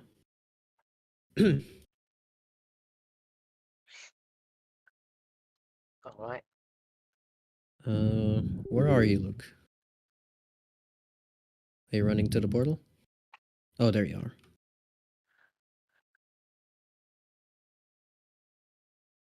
You can just glide down, get your stuff. So it shouldn't be here. That's weird, because it's over here. Oh. You fell from fall, died from fall damage again. Oh no. Oh, you should have seen that, Void. That was funny. I'm just coming back on now. Hopefully nothing weird It happens. should be good. But yeah, I can vouch for the fact that Oh, what? Elytra fall damage mechanics are very bizarre. Something weird happened, Void? I am Did you spawn at the overworld, the nether coordinates, but in the overworld? 120.35. Yeah. Oh. Okay, that's weird. Oh You wait. should be close to the creeper farm, so you can just get here quick. There looks like yeah. It looks like there's a portal over there. Let's take that and Wait, look, the elytra's up here. Yeah, okay, you can just take that portal. oh yeah. We're running a bit low on time, so I don't think we'll make the fortress farm, but that's okay because it's nothing too special. Tartar is throwing snowballs. Yeah, there's not too much to see in the end dimension anyway, so that should be alright. Okay, do we still have rockets, Luke? Okay, perfect. So now we can go to the end portal. Just We'll wait for the void. I don't know where the hell I'm just. Oh yes, I do. No, I'm good. I can turn off the mob switch now since we're not looking at any mob farms anymore, and we don't want any endermen bothering us.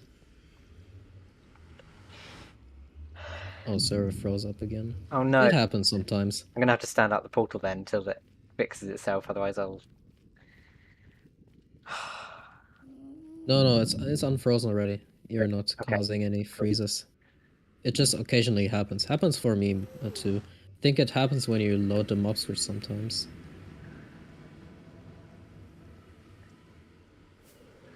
All right.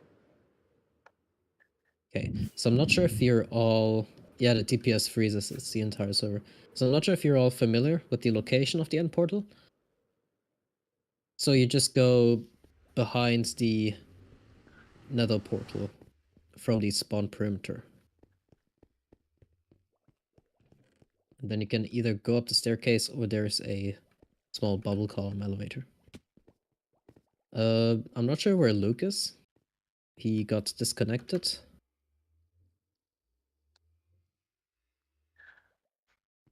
Can wait for him, I guess.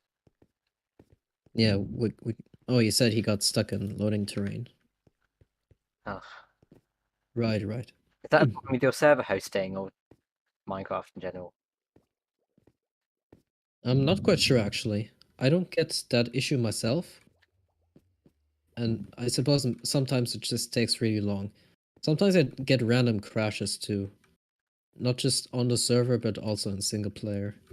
Oh, weird. And I don't think my PC is the issue.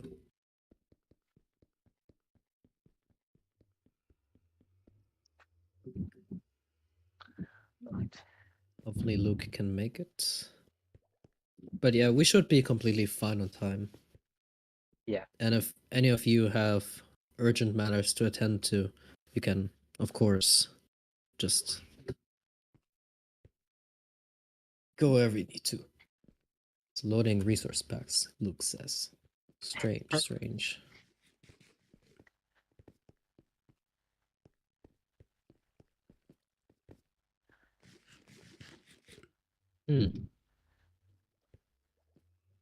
I'm not gonna lie. I'm gonna be here for the day when they fix Xbox multiplayer. I hope that day comes. Well, I might be 80 years old by the time that happens, but I'll still be here. I'll be celebrating, throwing a party or something. Oh, welcome, Luke. Welcome. I wasn't sure if that would happen. Where are you? I don't know. Oh, no. Are you in the overworld coordinate?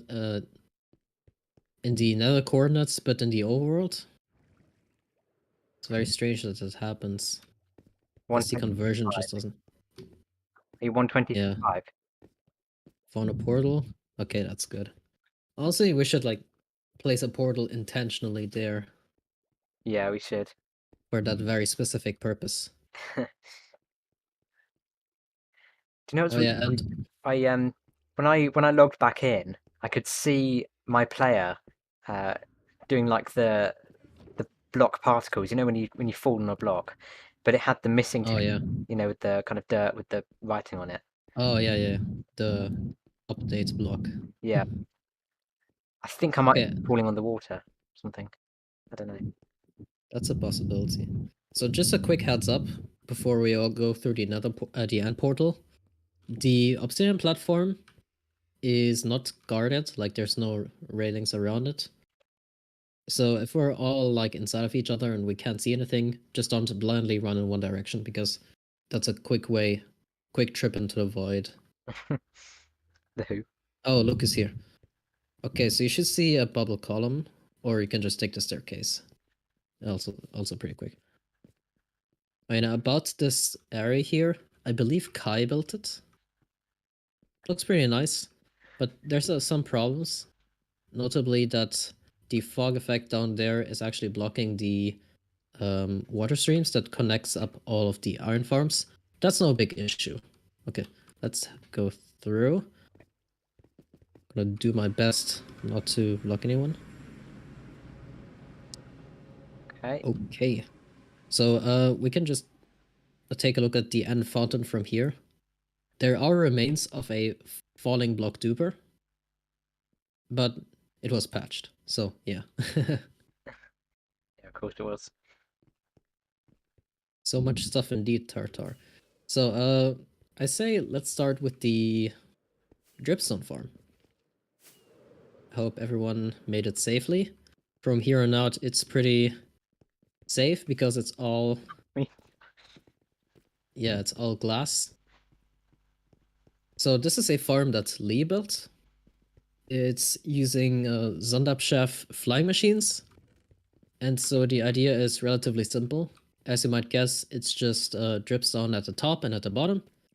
And there's honey flying machines that push it all over. So I think we'll do Lee the honors of launching it. As you can see, there's a automatic mode or just a single press mode. Since it appears very slowly usually, the single press mode will often be used more often than the automatic mode, because I don't think you'll be AFKing at this very much. And of course, they're not reload proof as far as I'm aware. So you gotta be careful with that. They're not, yeah. So yeah, there's the dripstone that falls down on this end. It's honey, of course, so that it doesn't, launch it into the void. That would be inconvenient. And then there's just a small item elevator here, and it all gets into this chest. What do you plan to use all this dripstone for? Is it going to be like a building project? Actually, I'm not quite sure. I suppose because it's an interesting block to farm. Yeah.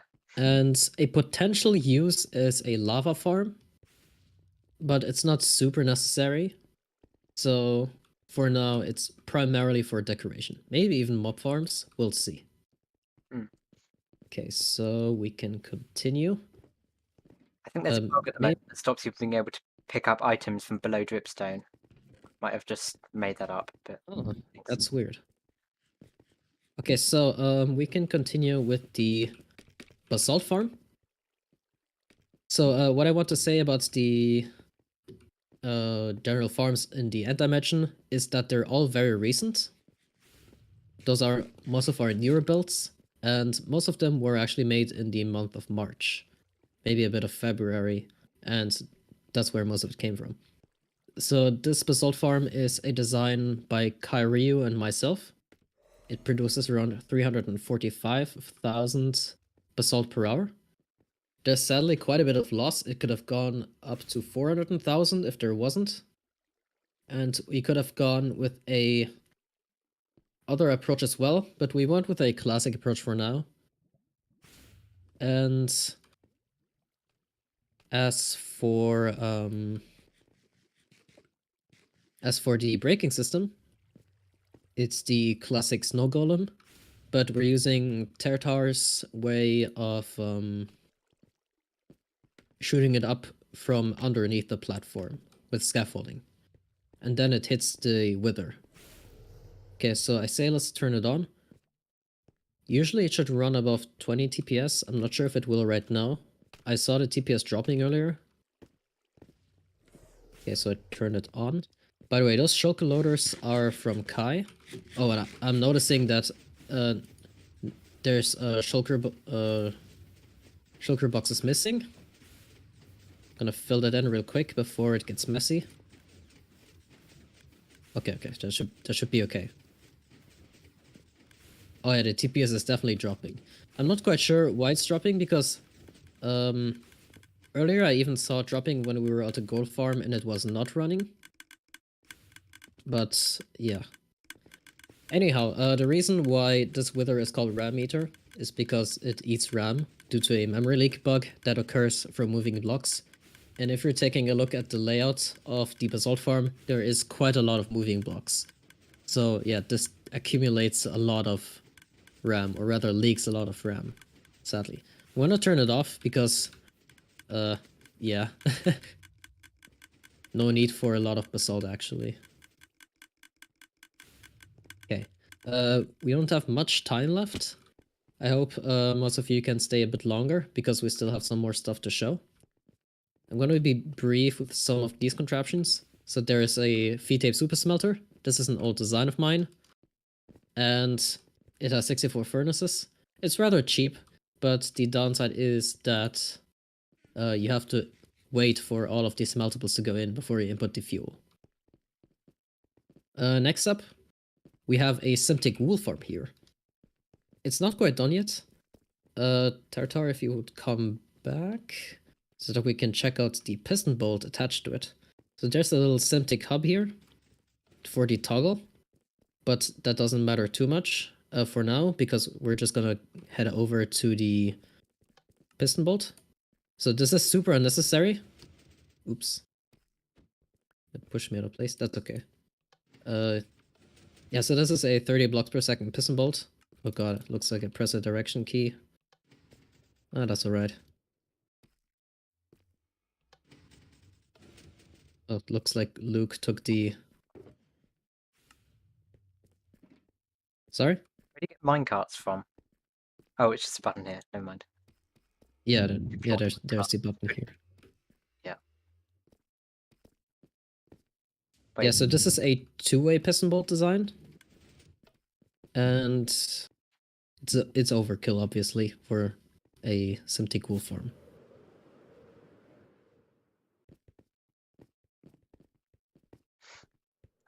Okay, so we have a selector panel here.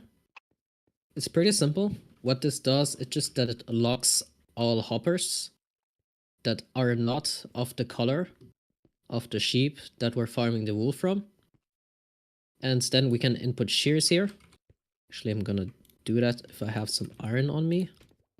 Hopefully I do. Oh, that's not my redstone box. Oh, okay. I have a little bit of iron. Yeah, let's farm some cyan wood, wool actually, because I need some. Okay, so there's an auto dropper here, just gets dropped up, and because the red coder, or rather the selection panel with the red coder only unlocks the cyan sheep hopper, it will head there. So that should be there. Let's all head back. I'm going to head back with the super flashy piston bolt because it's a great love of mine.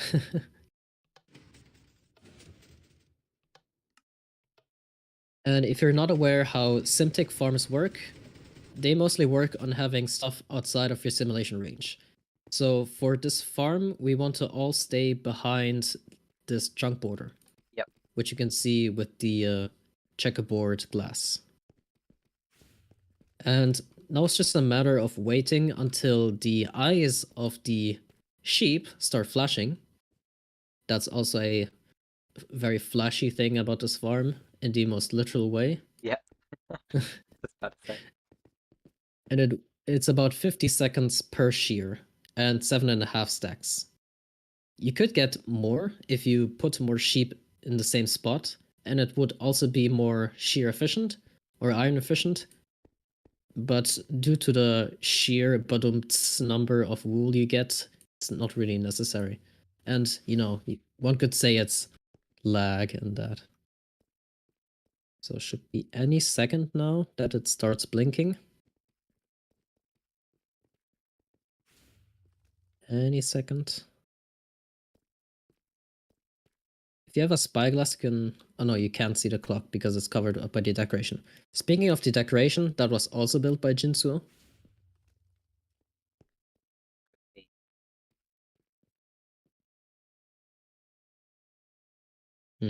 I'm not sure why it's not blinking. Maybe I'm just impatient. Oh, sorry. Got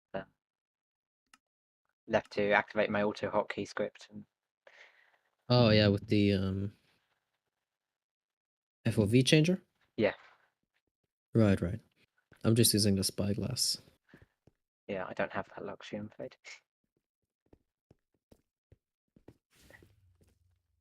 I can't pronounce the name of the person who made it, so I'll send it to you later. Well, I'm not sure why it's not blinking, but that's okay. We can just turn it off. The idea, the blinking is just so that we know when the sheer durability is expired. But that's okay. We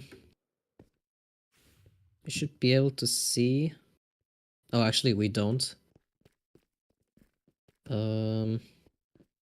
Reason for that is that I still have yet to implement the system that pulses all of the dispensers that flush out the drops. So I will just do that manually real quick.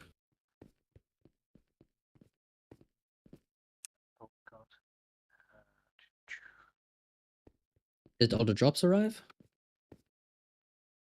I sure hope they did. Maybe we did something wrong with the... Wait, I'll check actually if the... Okay, yeah. Okay, so Tartar got the wool. That's a good sign. Maybe we accidentally loaded the chunks and the sheep got sheared before. But yeah, the output is on the side currently. Where to deposit the wool. How much did you get, Tartar? Just curious. Oh, quite a bit actually. Yeah, we'll just put it there. 1, 2, 3, 4, 5, 6, 7, 7.5. Okay, so I guess it just didn't blink. Yeah, this is just terrible storage. Let's move on to our next contraption. Yeah. This is a very small stone farm that I built. I don't think it's quite 72,000 per hour because most of the time you don't mine the last block. But the advantage of this farm is that it's not using lava ticking. So I'm just using 4 different modules here that alternate the stone pushing. So you just flick the lever and you head in here and you start mining. Also, I'm pretty sure it's break proof. Well, proof in a sense that it doesn't break if you stop mining. It will just push the stone back and forth. Maybe Void can try it since he's streaming. So Yeah, sure. okay, What so do you I just flick the lever? stand where the water is and you flick the lever. I need to fill my inventory. Yeah, you can do that if you're actually planning to use a farm, but since it's just for looking cool right now, that's not necessarily... Right, so I just aim forward. Okay. Yeah. That's pretty basic. Yeah. We could use a lava ticking, which is putting observers next to the lava. That would accelerate the lava flow. But as I said, this one is not using it. And for how fast the clock is, I think it's a 40 game tick clock. Wait, so that's... In red things, it's 4, 8, 12... No, it's 20, I think. If I can count. I don't know. It doesn't matter. Yeah, 40 game ticks, yeah, 20 redstone ticks. 20 redstone ticks, 40 game ticks. Okay, that makes sense. Yeah. Blocks every 10 game ticks? Yes, I think so. And then you got like 4 to 5, 4.5, let's make that, so Yeah, approximately. pretty decent. Okay, let's head to the next farm, which is probably one of our coolest looking farms, but not necessarily most practical, which is the moss farm.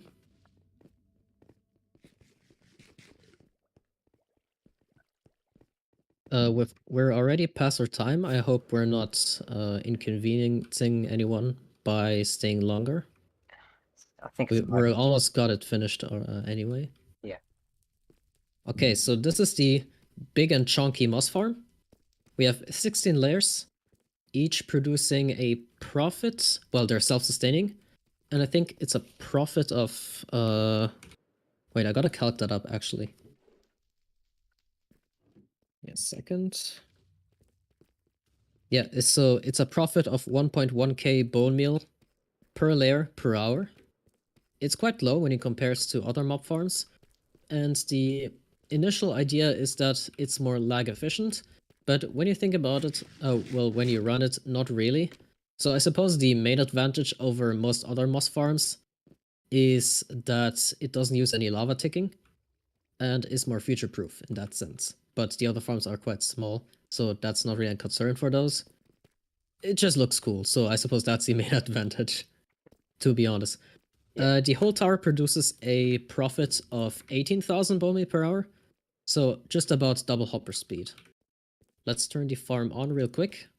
If you want to take a look at how it works, you can just go up the scaffolding here, and you can see how the stone is being pushed in, and the water flushing the drops. You can immediately tell when the farm starts, Jesus. Yeah. The thing is, the server's running a bit laggy right now. Normally it runs at full 20 TPS. I'm not sure what's making it laggy. So, yeah. Oh, seems like Luke fell in somehow. Oh no. Wait. Oh, Luke left. Okay. It's okay. You can log back in. You should be in a safe spot. But yeah, the way this farm works is just pushing stone in. And yeah. I'm going to demonstrate the other modes because this farm, well, the primary purpose is to produce bone meal, but you can also directly feed it into the set of microfarms we have here. Okay, so the first mode is just a mouse mode that unlocks the filters here. And as you can see, we have quite a bit of moss over here. Oh my god. Or the flowering azalea. I actually took some flowering azalea out of the composter hoppers manually. Because of the hopper bug, they get skipped pretty often. But yeah. So yeah, and we can skip to the... we can switch to the other modes here. So I turn off. It's on a... So I turn off the farm. No, don't turn it off. We can just change it on the fly, which is one advantage. So if I change to the bamboo mode, it's very simple. It's just a selector panel with a red coder attached to it on the backside. Yeah. And so it works on the same idea as the wool farm, in that it only unlocks the hopper of the microfarm that we want to operate. And in every mode except the moss and bone meal mode, this auto dropper turns on. This just outputs bone meal at a rate of 9,000 per hour, so single hopper speed. And while we could make some of the microfarms faster, they are we just limited them to single hopper speed. That way you can also make it keep up with a single piston. And yeah, it's pretty straightforward. So I think we can turn this off. Could of course demonstrate all of the other microfarm modes, but you know, they're just microfarms. They're relatively simple. Okay, so I say our last destination would be the tree farm. I'm sure Tartar is very familiar with this design, given that he designed it with Kairyu. Is it void underneath the tree farm? Yes, it is, so please don't jump down there. This is the UUTF or the WTF, but I don't mean it as in the actual letter W, because that would mean something else, but it's the Ultimate Universal Tree Farm. That's what the abbreviation stands for. Anyhow, we're using a single wither here to break all of the wood coming in. Oops, I fell in the snow golem. Same idea as the basalt farm. That's pretty much how every wither breaking farm operates. And yeah, there's just a simple storage here. Bunch of woods, you know. And if we take a look in here, we just have the chamber where you put all of the saplings, and they grow and they get pushed out. I believe this scaffolding is needed. I'm not quite sure actually. I just put it there because the hoppers below pick up some of the like saplings and stuff, and I'm not sure if that's a good thing. So yeah. Anyhow, this farm is universal. Well, not 100%, but it's the generally accepted term for universal in that it supports oak, birch, acacia, jungle, and spruce. And so yeah.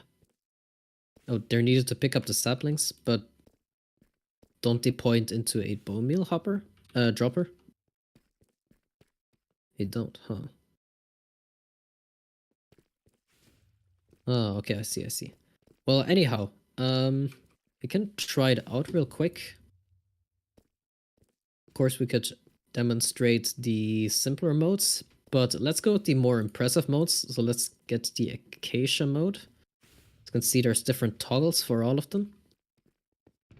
So what I believe what the acacia mode does, What does the occasion mode do anyway? Can you explain that, Tartar?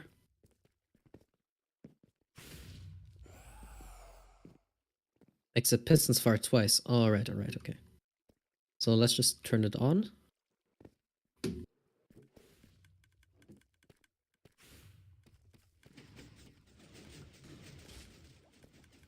Interesting. I never actually operated the occasion mode. Okay. Yeah, so the Right. operation would just be standing there and holding down right click. And that gets all of the logs there.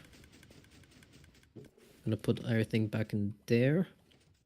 And if we take a look here, all of the logs end up in the storage.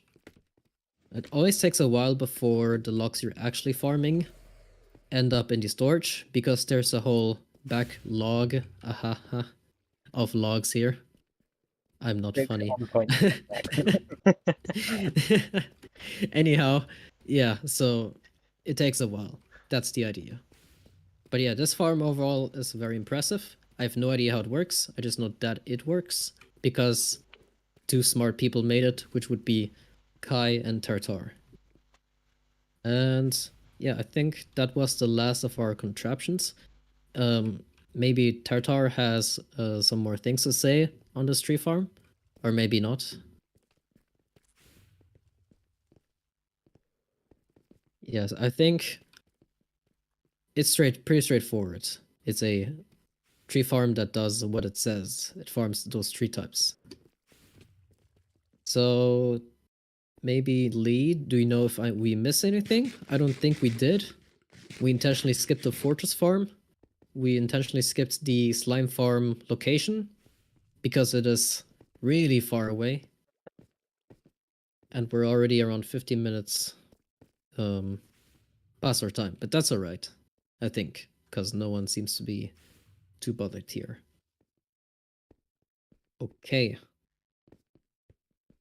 So if we got everything, which I think we did, then maybe it's time to say goodbye because my voice is getting very, very sore.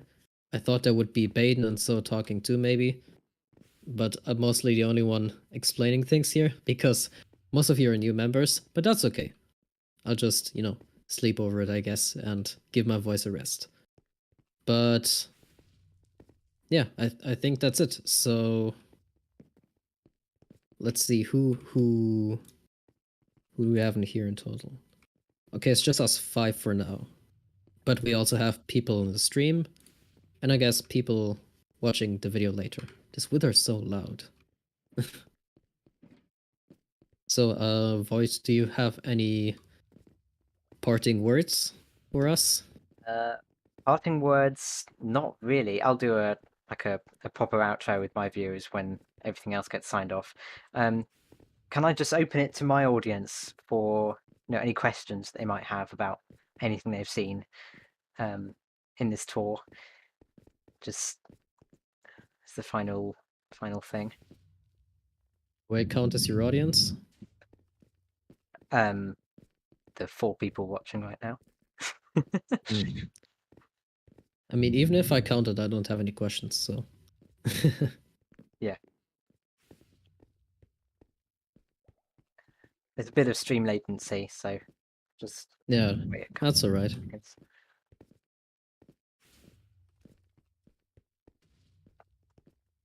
No trees processed 28 game ticks. That's good. Oh, nice.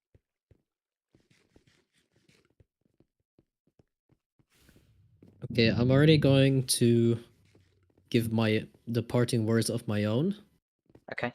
And so, yeah, I would like to thank all of you that stuck around, which would be all 4 of you. Be Luke, Void, Tartar, and Lee. Yeah. That is including, but not limited to. So all of the viewers, of course, which will be, well, not right now. I guess Void's viewers, but also the viewers on the actual video that will get posted on YouTube. So yeah, that was the Xploit Tour. We missed some stuff because we're limited in time, but you got a rough idea, I suppose. Yeah. So yeah, I hope that satisfied your terrible urge to see all of the contraptions. Yeah, thank you so much. And It's been awesome. I really enjoyed it. exactly. Thank you so much, all of you. And so, yeah, I'll just sign it off here. All right, See ya. bye. Except not the stream viewers, of course. No, I'll Yeah. I'll do that pretty much now. Yeah. All right, I'll just exit the Discord call, I think. Again, thank you. It's been really cool. I'm so excited for the future of Exploit. I really hope to be involved in lots of projects and doing lots of things. Mine's been so buzzy lately of future ideas and stuff. I've been getting no sleep. All right. Okay.